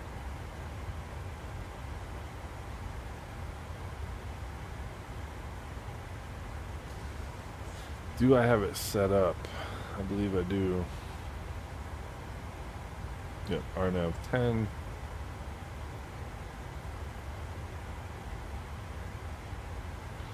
Alright. Lugovaki, Lessor, Mapon. Alright, let's do this. 39,000. Let's do some math.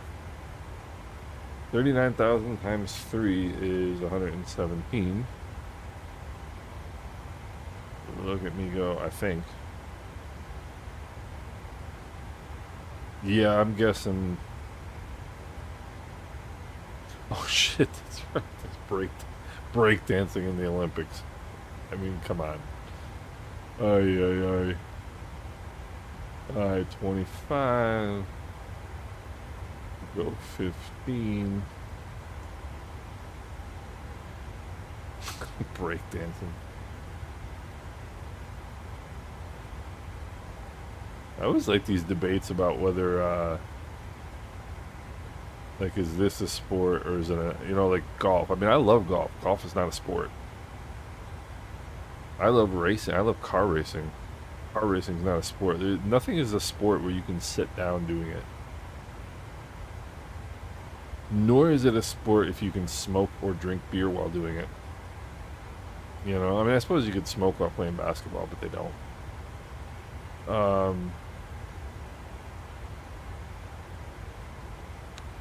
Alright, is there anything about this approach that I don't like? Slugo.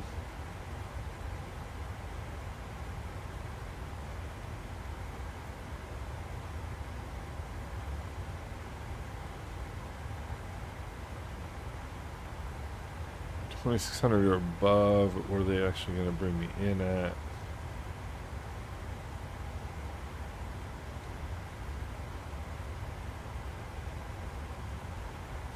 No, we'll have to see.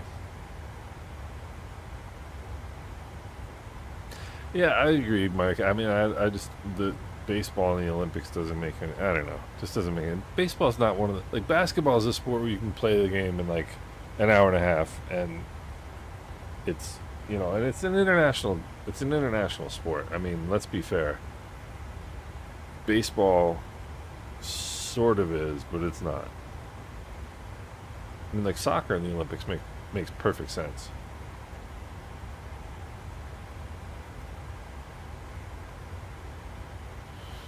Alright, so let's go to the product page here. See, they got something goofy going on. Alright, top of the sense right here, which makes sense. Yeah, we gotta get ourselves a John Lennon song in, you know. Alright, what do we got? 12.6 right now. 9.6 when we get there. That's 3. I can do that math. 134.5.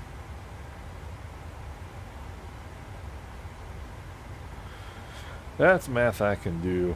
143 knots is a little bit quick in my humble opinion. What do we got here? 090 at 10 knots.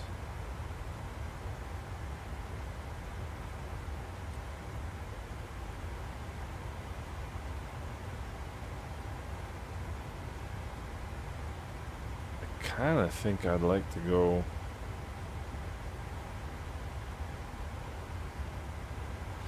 Yeah, because it's 150 knots if we're coming in there and flaps 30.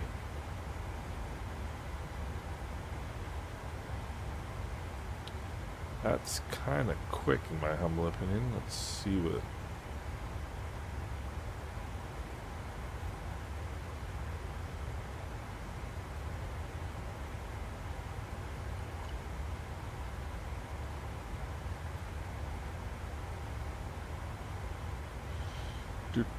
do. Alright, let's do this here. Axon flaps 30. All operable, auto brakes 3.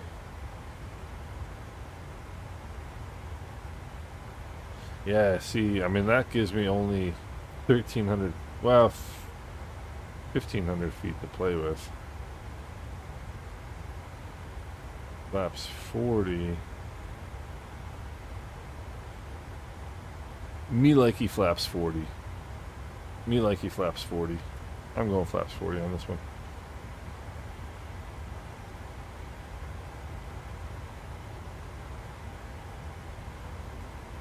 I'm going flaps 40. Will you stop? Alright, so that's that.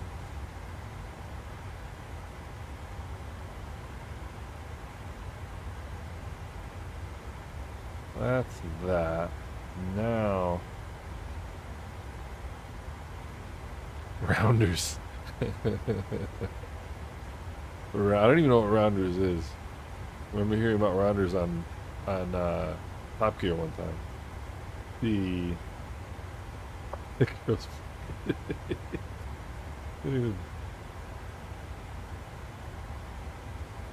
Yeah, that's the thing, Chris. It's, you know, like soccer, aka football. That's an international sport. Everybody plays football. Everybody. Basketball? I mean, yes. Do they play it in Croatia? Yes, they do. You know, do they play it in Spain? Yeah. Do they play it in Brazil? Yeah. But is it really? It's not really an international sport. And baseball, I mean, like, the Japanese play it. Canadians play it. The Dominicans play it. That's about it. You know? Alright, let's start looking at the approach chart here. Alright.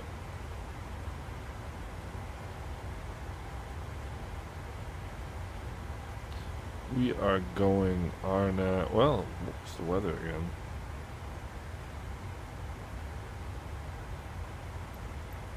Weather is, survey says, view 1800.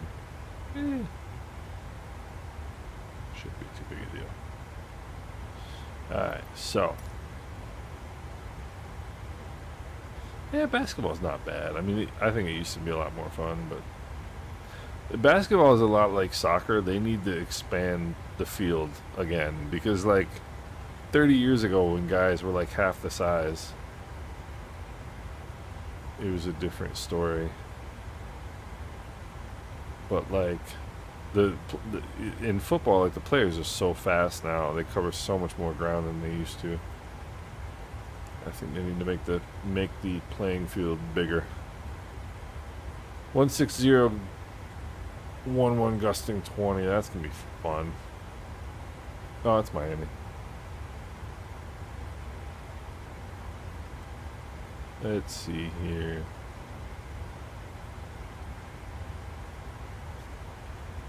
One 10. Temperature 3227. Other thing I need to do. Flip that.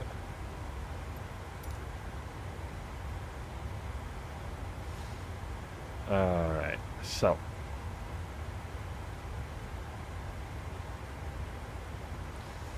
RNAV 10.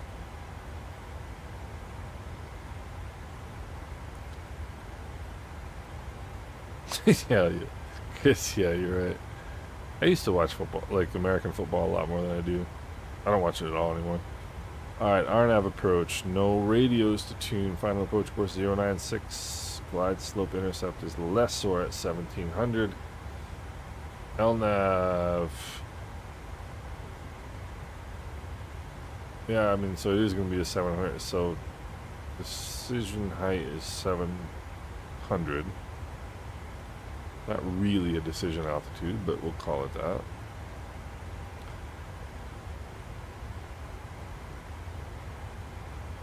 In American football, it's 60 minutes total, 4 15-minute quarters, but it takes about 3 hours to play a game. And but people, I mean, if the game kicks off at 1 o'clock, people are there at like 9 in the morning drinking beer. Airport elevation is 15 feet. Let's see here. Missed approach is climbing right, turn to 4,000 direct on bed, which is over here. And that is a teardrop entry, outbound minus 3110. Standard rate right hand turn. GNSS required. Good, good, good. Transition level, flight level 650.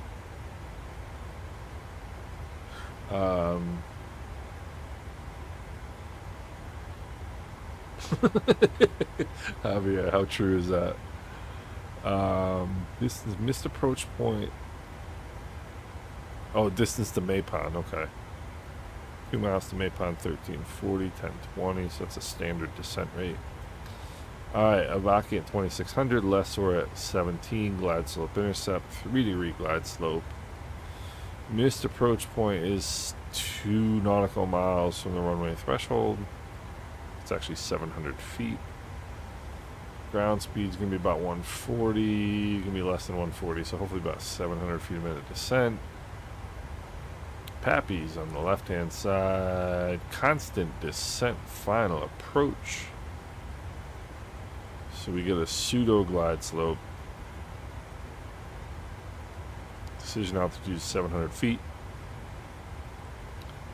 That is good. With any luck, we're probably going to go all the way down. Have to turn around. This is my guess. Especially with my skill level, it's going to make it more difficult. So we shall see here.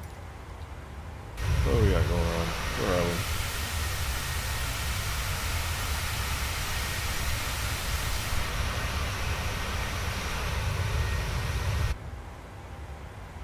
Alright. So. Oh, ice hockey's good stuff. Ice hockey's good live. Ice hockey's good live. Let's see. Yeah, well.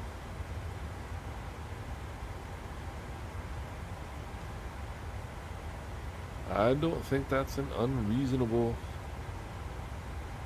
thing. I mean, aside from the fact that the systematic doping in Russia is ridiculous anyway, never mind anything else. But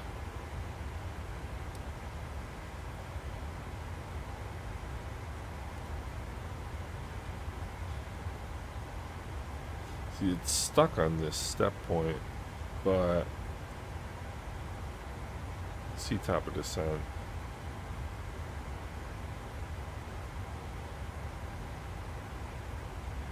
Oh, I think I might know why.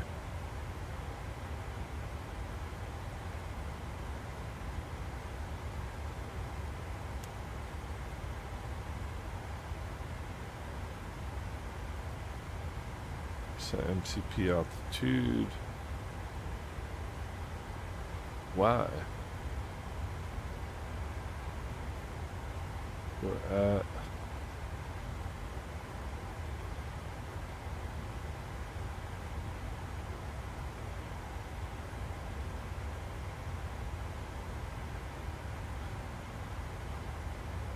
See, this is the part I don't understand. I know.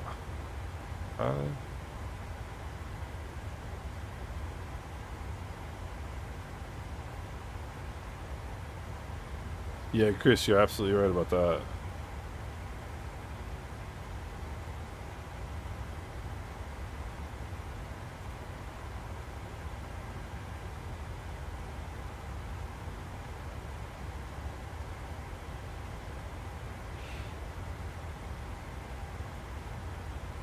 So I don't understand if I've done this step. Why?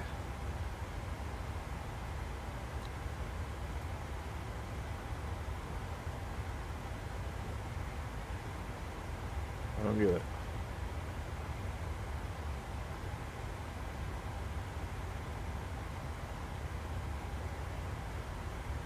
So I just do that. Now what happens here? Now we got top of descent. Oh, okay.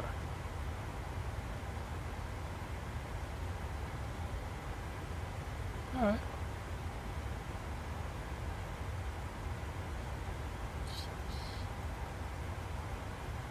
Sounds good.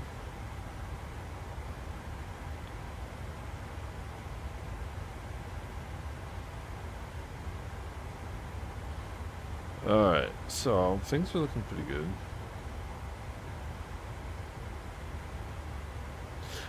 It depends on how you have it set up, Javier. You can set it up to do random failures, like whenever, like I know the PMDG has what they call like certain parts in the airplane. In real life, they have something what's called mean time to failure, which is the average time they expect the part to work until it fails, and they have that built into the PMDG. Obviously, you would replace the part before mean time to failure, but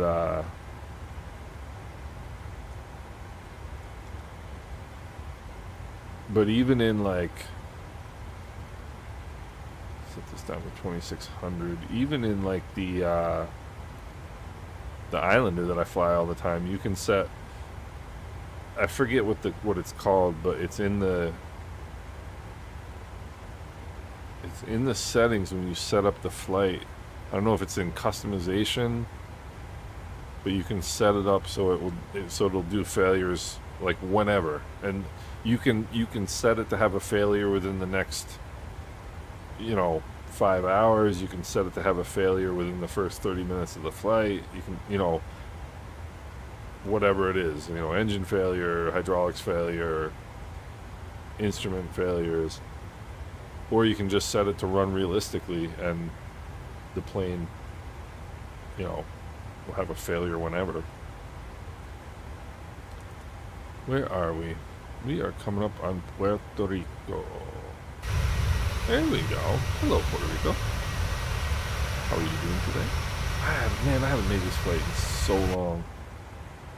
I missed this flight.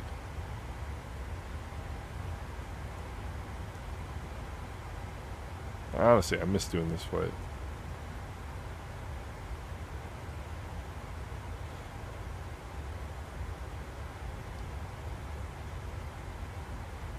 Yeah, Chris, that's one of the things that irritates me about languages. Like, when that's not what I meant to do.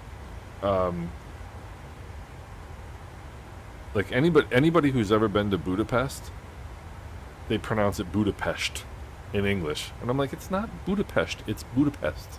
We're not speaking Bulgarian or Hungarian. We're not speaking any Aryan language. It's not Hungarian. We're not speaking Hungarian. You don't have to pronounce it the way they would pronounce it in Budapest. Like, drives me nuts. Just pronounce it the way it's pronounced in English. And if we're speaking Spanish, we'll pronounce it like it's pronounced in Spanish. If we're speaking French, we'll pronounce it like it's spoken in French.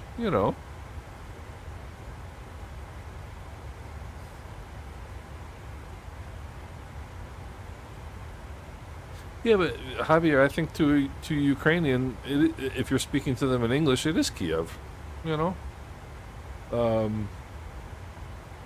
I've never heard it different. James, I'm not using that right now, actually. I usually do use it, but I am not using it right now. Is it really good? He hasn't updated that in a while. So, and I don't know that he intends to update it again, to be honest with you. I don't know. But I haven't used it. My sim crashed. My sim died like 3 weeks ago. 75 miles. And I didn't get it set up again after my sim died. So I haven't used it lately. Gentlemen, I'm gonna take a quick captain's break.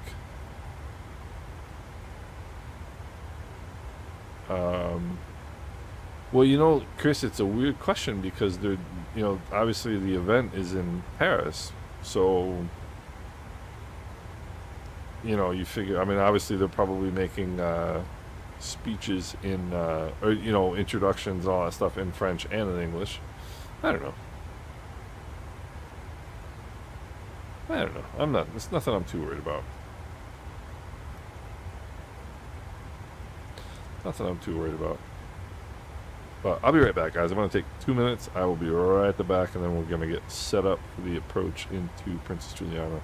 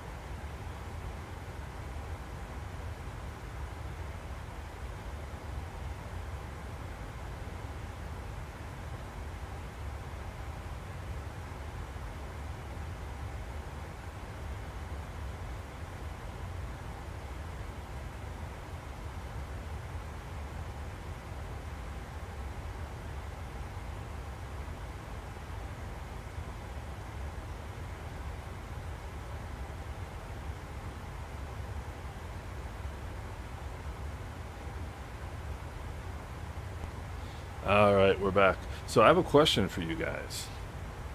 So if we do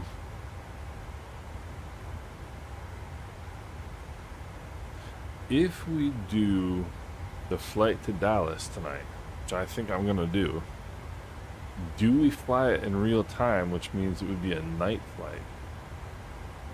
So we'd be talking a night flight into Dallas with about probably 100 other planes on Vatsim. That'd be pretty wild. That would be pretty wild. It really would be. And I think that might be pretty interesting, to be honest with you. And as my wife would say, why would you not be honest with me? I don't know, dear. I don't know. Alright. So, not having flown this plane in a while, what we got to do now, put in the VOR. Let me do this on screen here, make this a little more interesting. So what we're gonna do, we're gonna dial in the Juliana VOR, which is 113.0.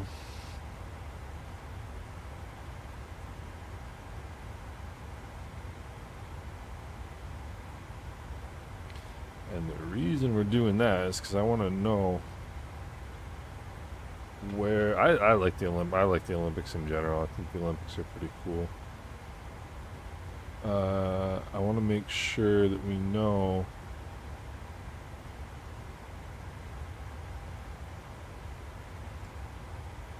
what distance we are from the field at all times. Alright.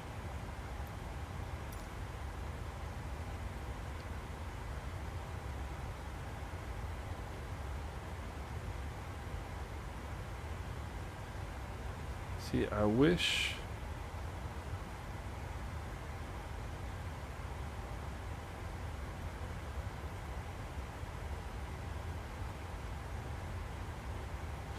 I wish that the wind's there.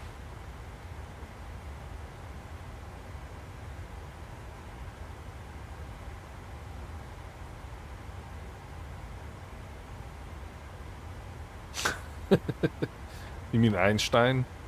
Yeah, I mean, yeah, exactly. It's Einstein. It's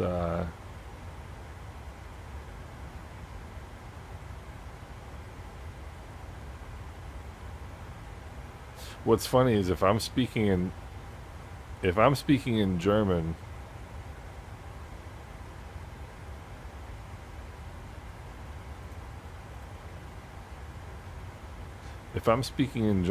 to a German, I will pronounce things. If there's an English like expression or something, I'll pronounce it like a German would pronounce the English, which I know doesn't make any sense.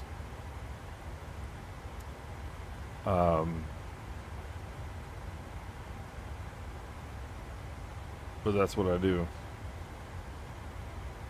But I'm also a language nerd, so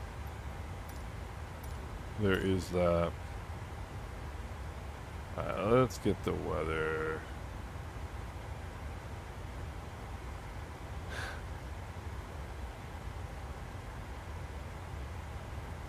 Let's get the weather. 1017. We might get a new METAR before we land, but if it... Yeah, we will. We actually... Well, it's gonna be close. It's gonna be close. Alright, so how long do we have to Slugo? Jets to Slugo is 98 miles. So...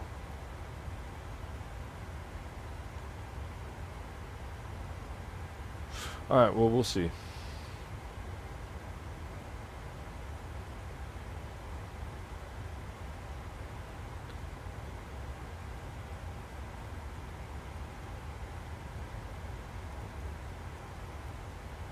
Yeah, Chris, I totally agree.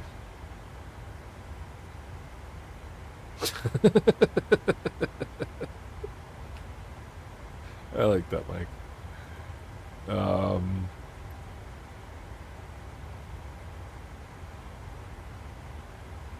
Alright.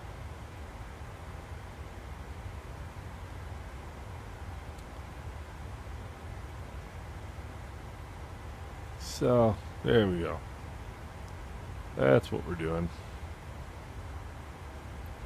I've flown this approach 10,000 times. If I botch this, I shouldn't be in the airport, in the airplane.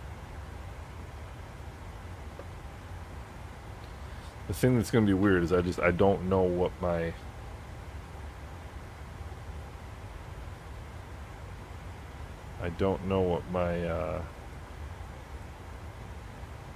what my control sensitivities are going to feel like.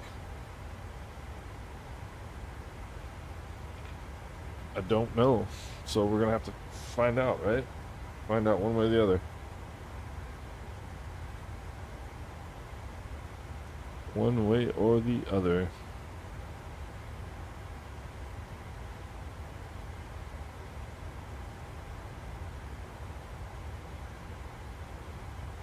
So what do we, if we're gonna fly the Dallas flight, what do you guys think? Should we fly it at night? Night IFR into Dallas? Let's check out what, I got an idea. Watch this. This is gonna be, this, no, that's not what I meant to do. Let's see what kind of fun we might have on our way into Dallas. Putin.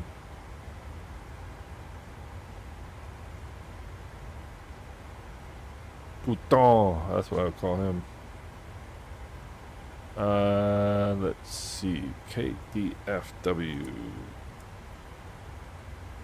I mean, no results.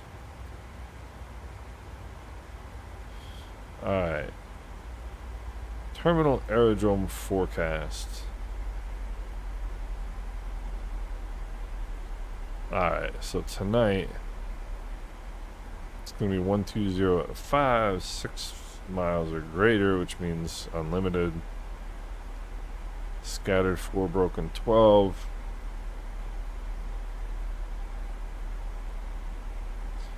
What is it right now?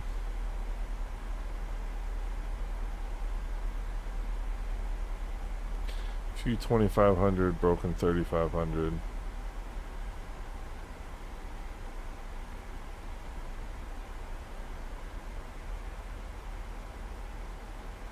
Huh. Alright. The scattered 4,000, but that's tomorrow. But it does say rapid change.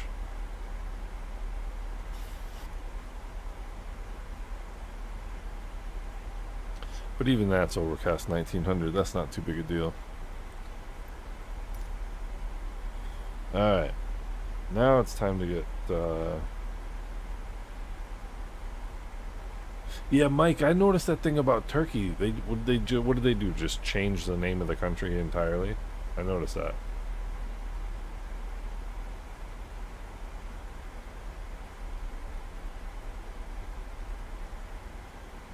I don't know. I noticed that, and I forget what sporting event I was watching, and I was like, "Who just made up a new country?" I gotta fidget in my chair here for a little bit, get myself comfortable.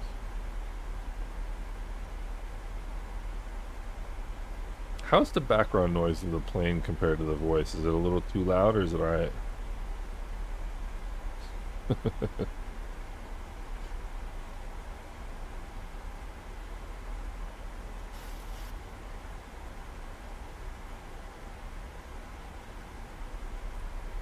Alright, so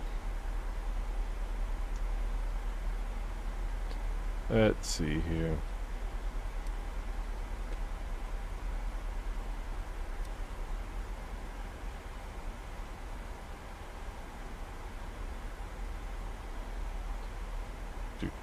Do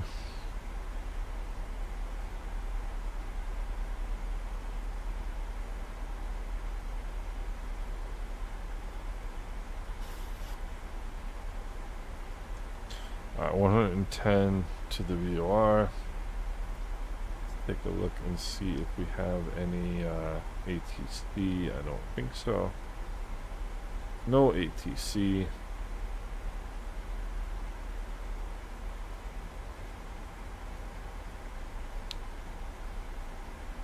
No ATC.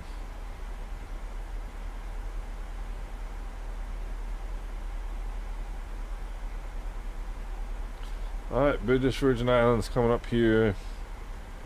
We have Anegada over there on the left. That is a cool one.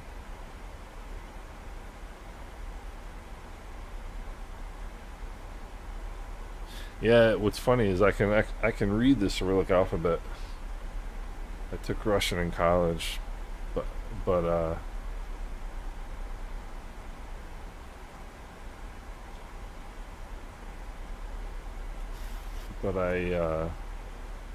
so I can actually just read Russian straight from the page, but I don't know what it's saying most of the time anyway. Anegada.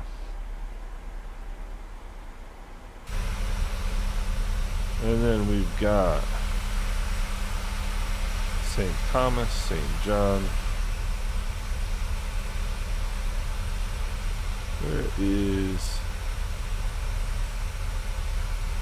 There's Virgin Gorda, there's Beef Island right there. That's a cool little airport.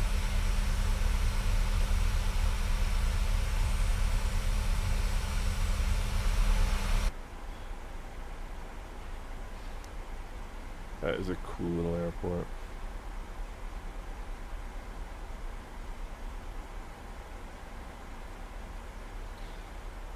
That's that little airport right there is, I'm trying to remember the name of it, and I can't, but it's a cool airport.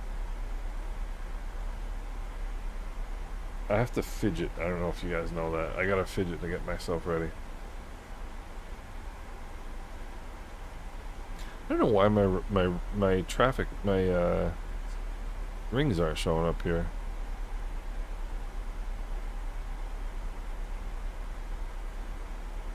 When I hit the traffic button, it just turns it on or off. Doesn't. I don't quite understand why. Usually it brings up those range rings.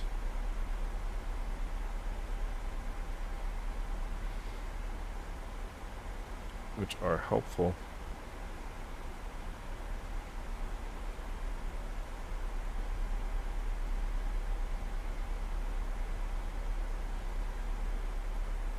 Oh, there we are.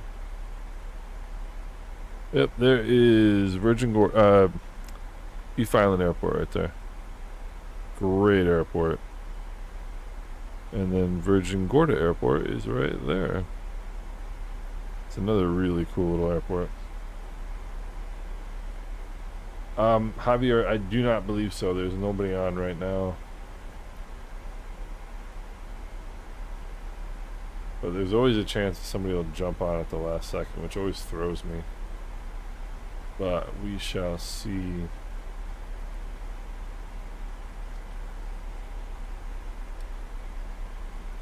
Alright.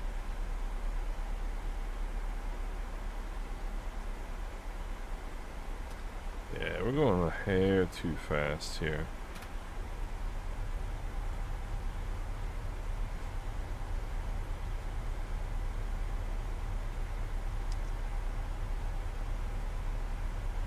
Oh, you know what? I don't have any of my autopilot disconnect buttons set up either. So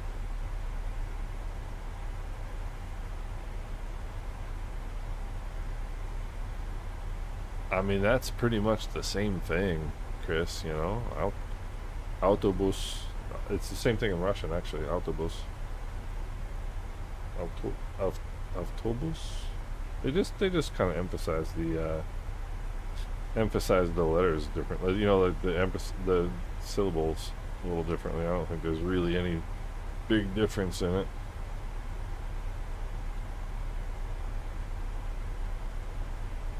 Dude, yeah. And you want to know one thing people don't realize about the Eiffel Tower? I certainly didn't realize it. It is really, really tall. When I went to Paris, I was just learning German. It was October of '95. I'd been in Germany for like 4 months at that point, 3.5, 4 months, and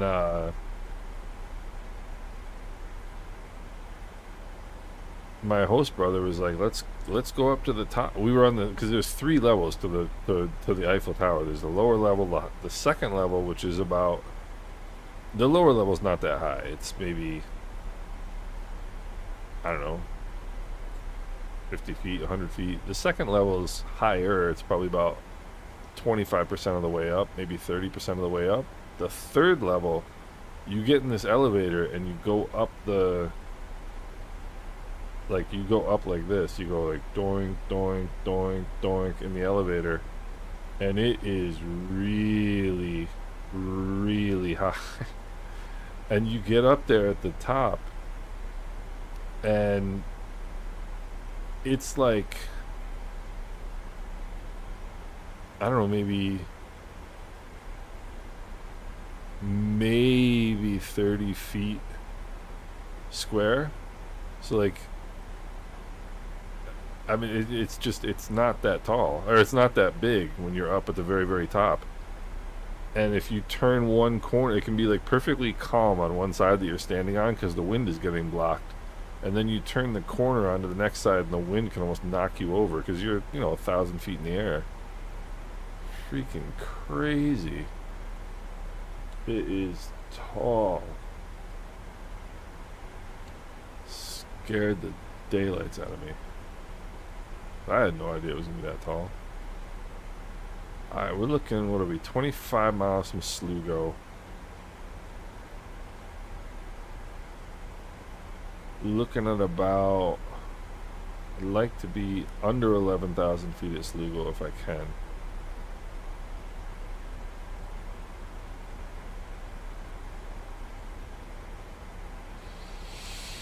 I would like to be under 11,000 at Slugo. That is my goal.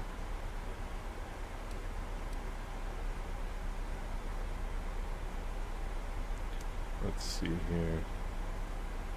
We want the Prague 2 page on this side so we can get the crosswind component.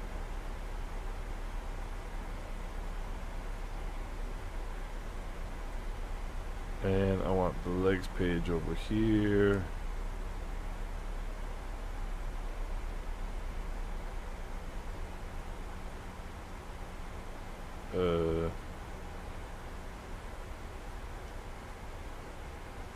No, why did it always does that? Alright, airport, I want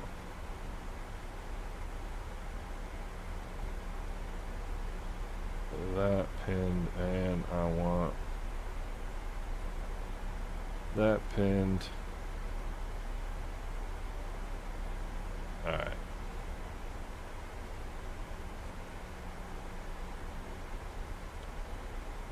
Let's see, this is all I really want to see, is that right there.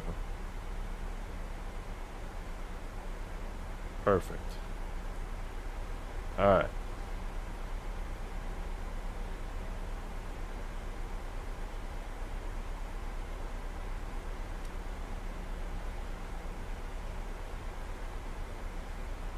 "13 miles from Slugo."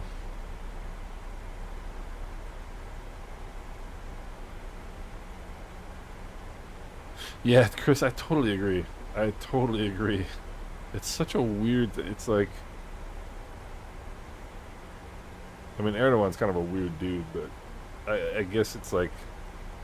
They don't want to anglicize their name. I don't know. It just doesn't make any sense.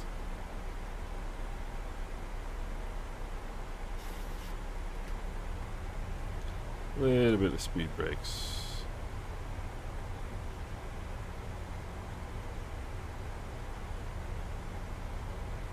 And it's a little better.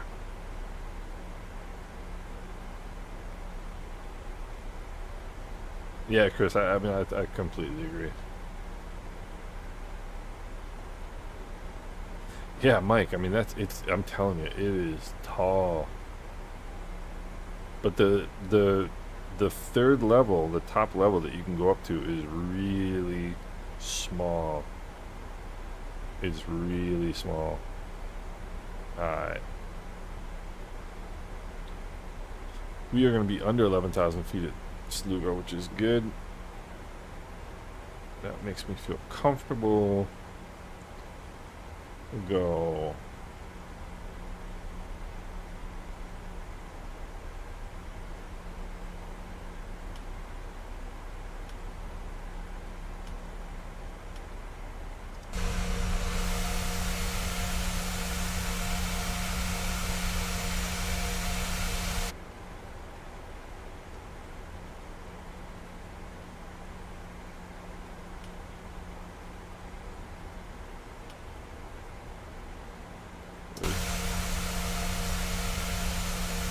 Where are my landing lights? I don't see them.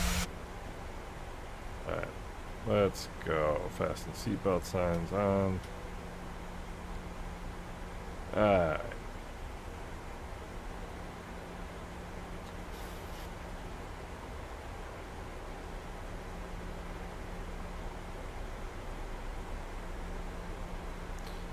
And let's make sure there's nobody coming in on Volanta. I don't see anybody. Ah, there's somebody coming in JetBlue. Let's make sure I'm on 122.8, and I am. Oh, nice, Kishi.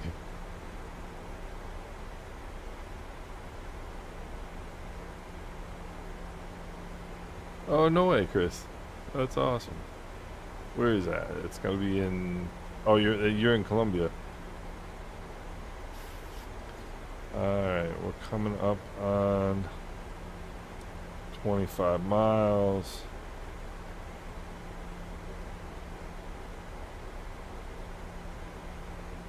There is Anguilla. Ah, you do. I see. I don't. I'm nervous right now. This is not an easy approach. At least for somebody of my skill level. Saba over there.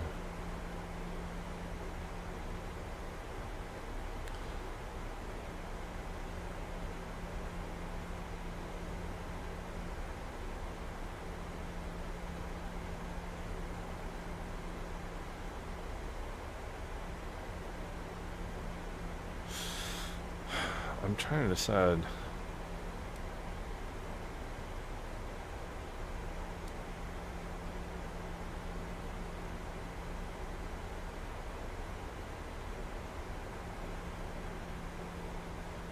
We're at 2.4. I mean, we're covering 4 miles a minute here.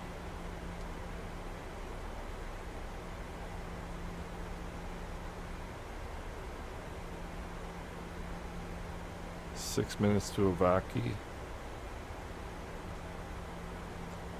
I mean, that's not.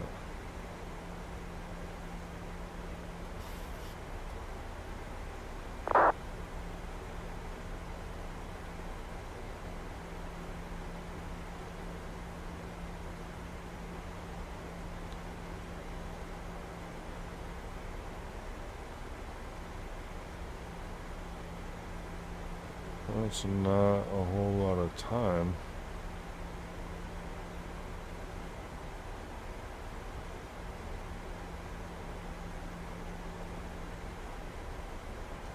Alright.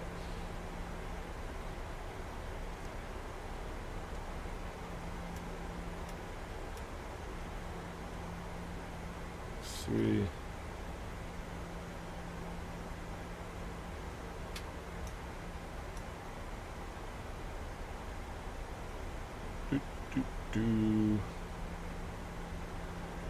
Alright. Juliana traffic, American 1136, 25 miles to the northwest, inbound. RNAV runway 10, Princess Juliana. Andrew Carr, what's going on? Kashif, that's awesome. Do that. That is good stuff. You can do it in the Discord. There's a video channel in the Discord. More than welcome. Let's see here. We go.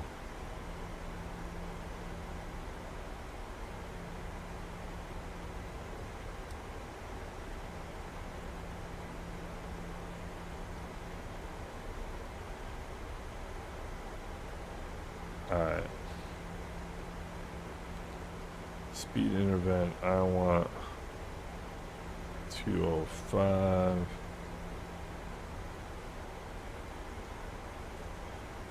And I want 1 notch of flaps, and I want speed brakes. I want to get down here.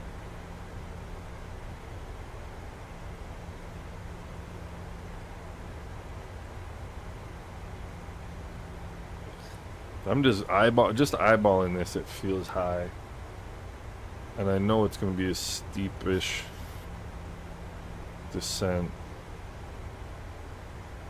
and so I want to get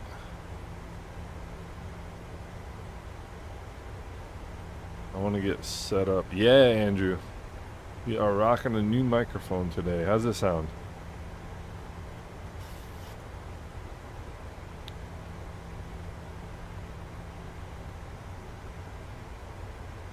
So I'm gonna be relatively early with setting things up. We'll go flaps 5, speed 186.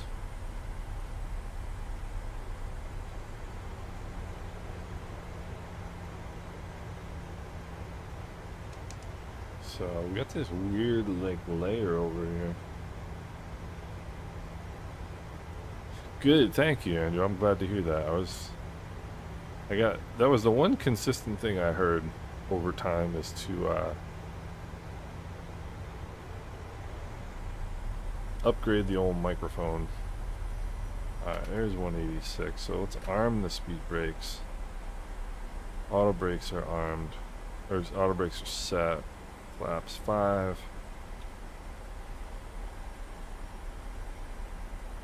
Oh shoot, I don't have that thing set up in the plane, which tells me where the throttle settings are. That is going to be an adventure. Shoot. Alright. Juliana, traffic American 1136. We're 5 miles from Avaki inbound, RNAV 10. It's Juliana. And we'll go 166.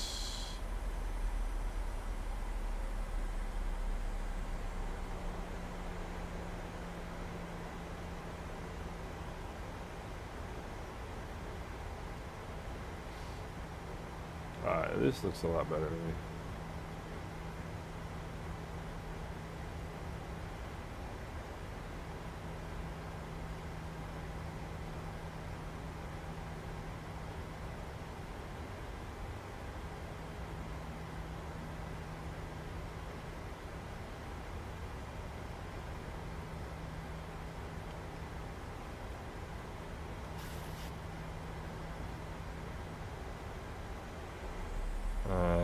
We're gonna go flaps 15. I'm going early on everything here.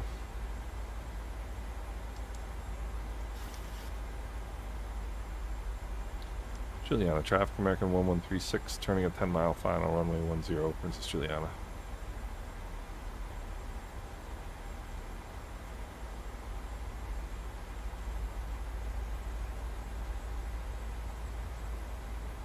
Alright, bring it down to 700.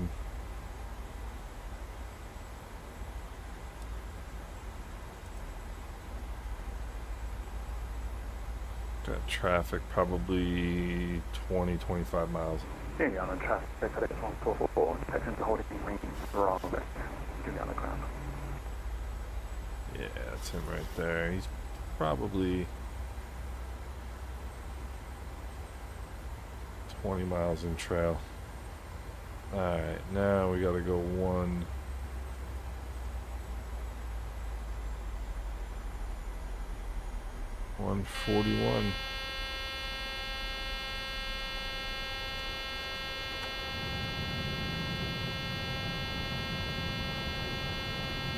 Sorry for the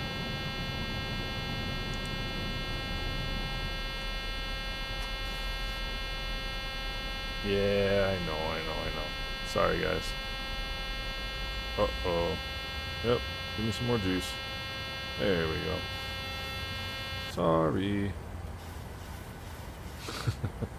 Alright, there's 2,500.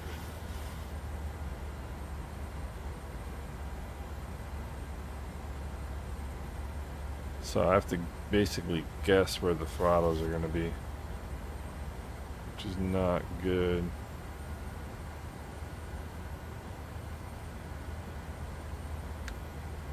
Two miles to Lessor. Lessor is 1,700.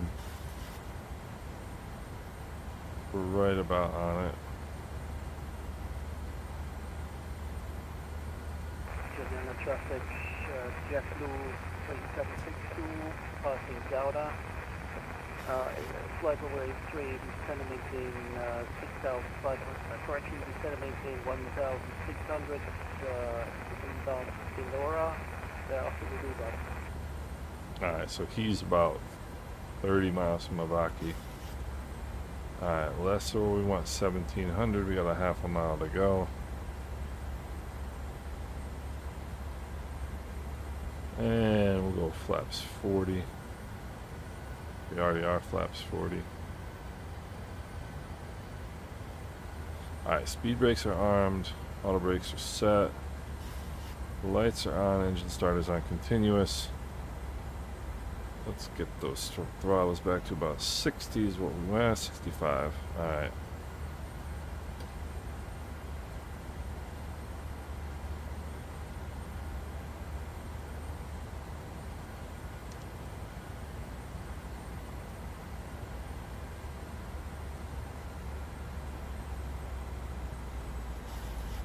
Alright.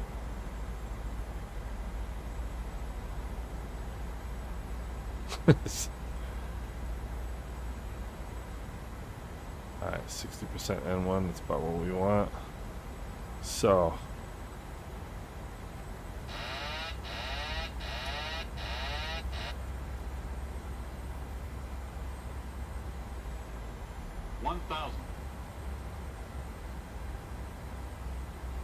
alright.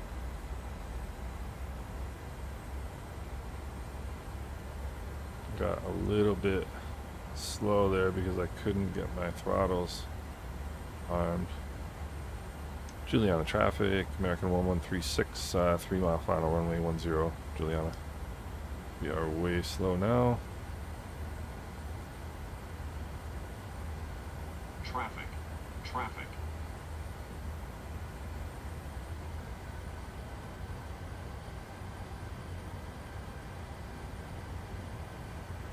Okay. Little bit of a right crosswind. That nose coming down. How about center line? Center line's not a bad idea.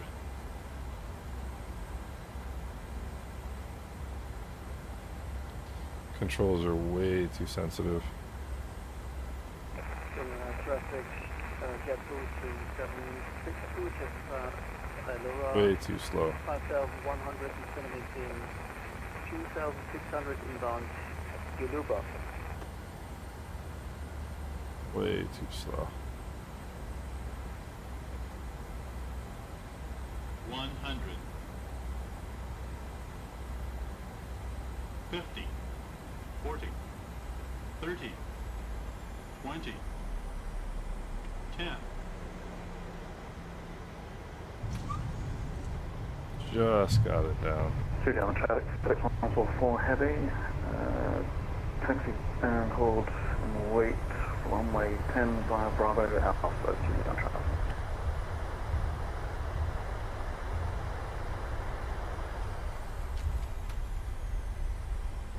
And Juliana traffic, American 1136, just touched down. We'll be back taxiing 10, exit via Charlie, American, Princess Juliana.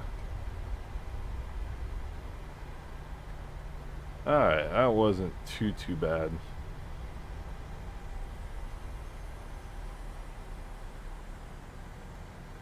Gotta hustle a little bit here.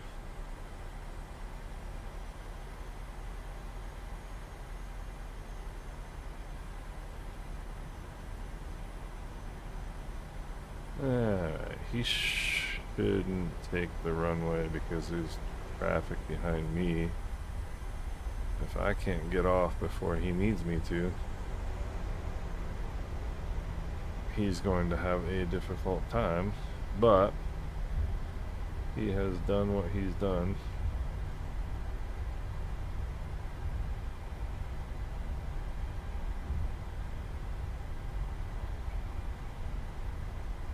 So, see how sensitive those rotors are? Yeah, we'll exit Charlie. Sorry, I do have to get moving here.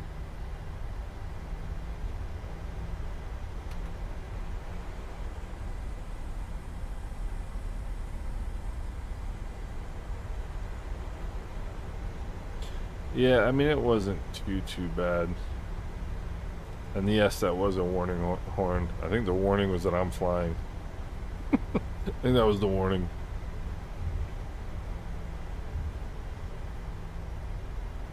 Alright. We're gonna make it just in Juliana traffic, time. JetBlue 3762 just past Yoruba, 2,900, descend and maintain 1,600, inbound DBR. For VRD may approach only 10. If he's just passing Uluba, he is close. Juliana traffic, American 1136 is clear of the runway. Alright, now. It was broken. Juliana traffic, the takeoff at 144. Juliana traffic. Where is...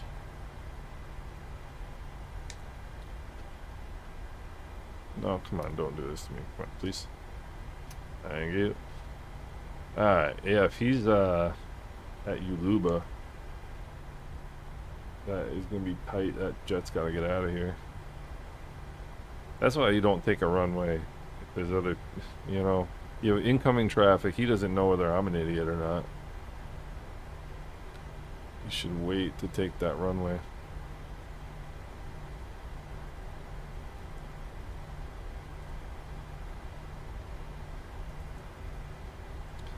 Now, the most important part in any flight, the parking. See what we can do here, fellas. Let's Juliana traffic, airborne traffic. see what we can do here, boys. Juliana traffic, JetBlue 3762 is 4.5 miles high, no runway 10. Field in sight. Yeah.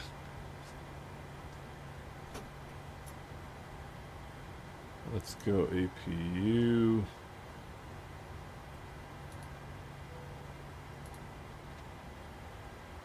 Want to get I want to get the chocks and I want to get ground power, but what I really want to do is get out there and look and see how close this guy comes to. No. Can you just get out of the way, please?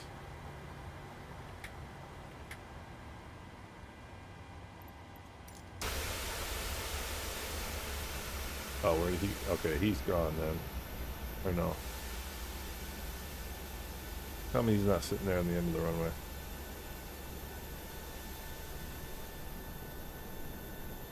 Oh, I think that guy just disappeared. Oh no, there he is. Alright. Let's see here. What do we got? So. Turn that off. Turn that off.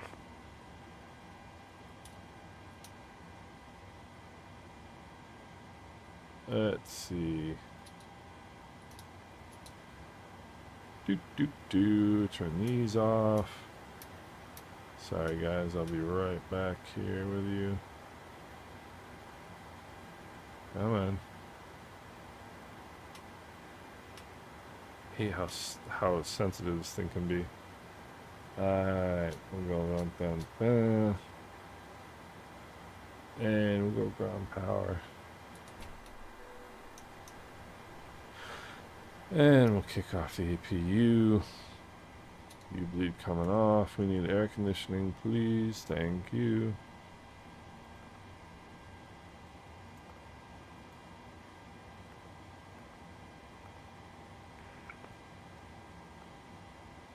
And I mean that wasn't really too bad.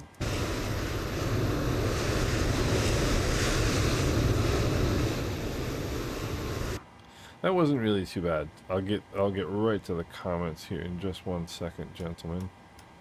Alright. I'm just gonna make sure I get my airplane cleaned up here.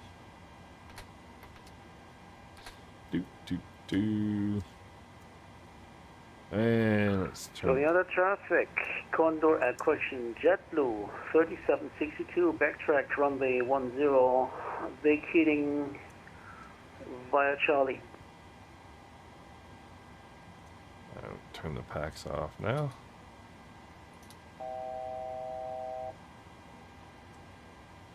Alright, so why can't I get the jetway?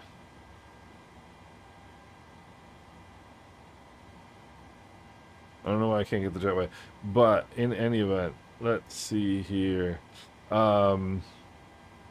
Yeah, so the warning horn was because I dialed the speed down to 141 before I had the flaps set that would accept that speed, which is not good.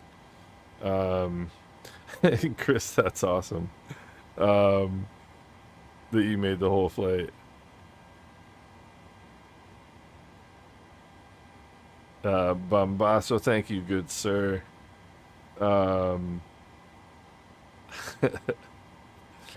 So yeah, it was a good flight. That was fun. Oh, the most important part of the flight. JetBlue 3762 vacating via Delta for traffic. Look at that, guys. That's not too bad right there. Roger, thank you.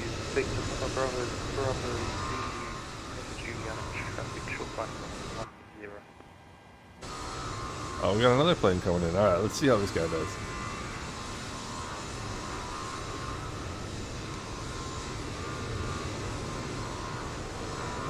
JetBlue 3762 is clear for runway. That's an A320. Keep the top of Bravo.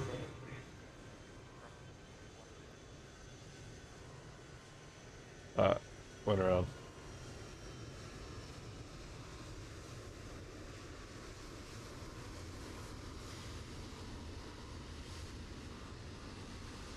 That's cool stuff. Let's see. So, here's the story. I'm gonna do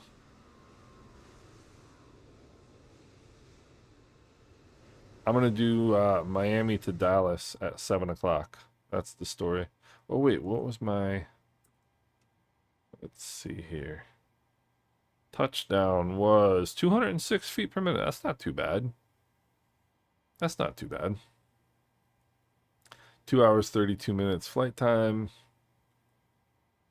Not too bad. So what I'm going to do is go get something to eat. And then, yeah, Chris, it's going to be late for you. In about an hour and 45 minutes, I'm going to do Miami to Dallas. Jet 3762 taxiing Is I think the plan. Charlie. So, thanks for Mountain traffic, Air Azores. yeah. Final runway 1.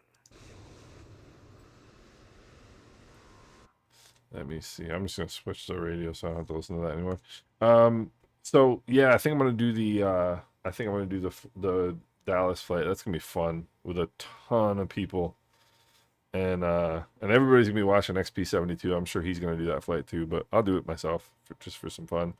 So thank you guys for joining. I appreciate it. I really appreciate the company, and I hope you guys enjoyed it. And we'll see each other next time. I'm gonna do we'll do another small plane flight on Sunday, but I just felt like doing some big plane flying today. So hope you guys are doing well. And Randall, we are using as a matter of fact, I can show you. It's easier. So DLSS DLAA with FrameGen is basically it. It's a very, very short story. And just FrameGen mod. So yeah, Mike, 7 p.m. East Coast. So about an hour and 45 minutes from now. Gotta find something to eat between now and then.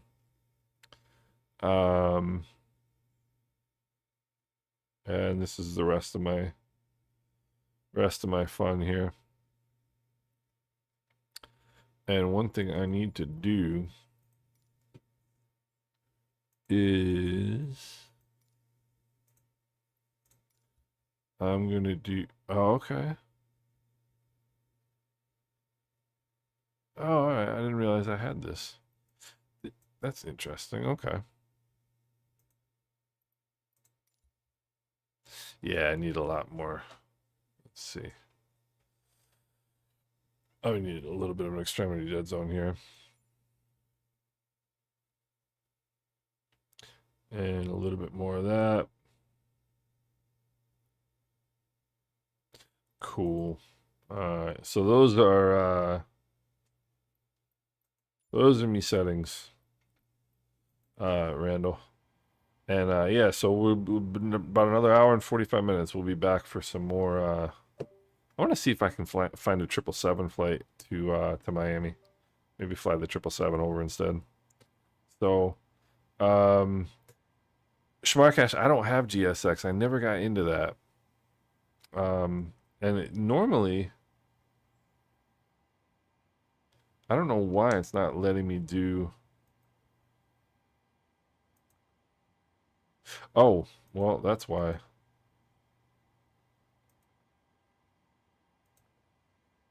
That's why.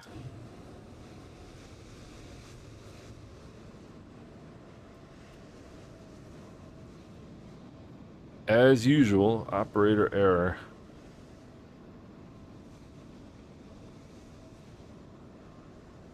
Oop. You just chopped my plane in half. Oh well.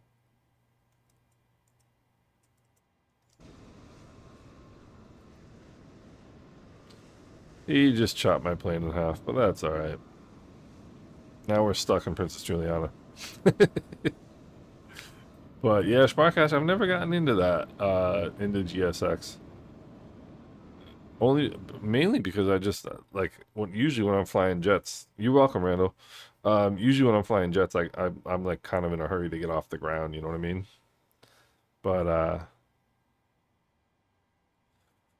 But anyway, gents, I'm gonna go grab some dinner before the next flight. So take it easy, fellas, and we'll see you next time. If you guys are around later tonight, awesome. And otherwise, we'll talk soon. Appreciate it, guys. Take care.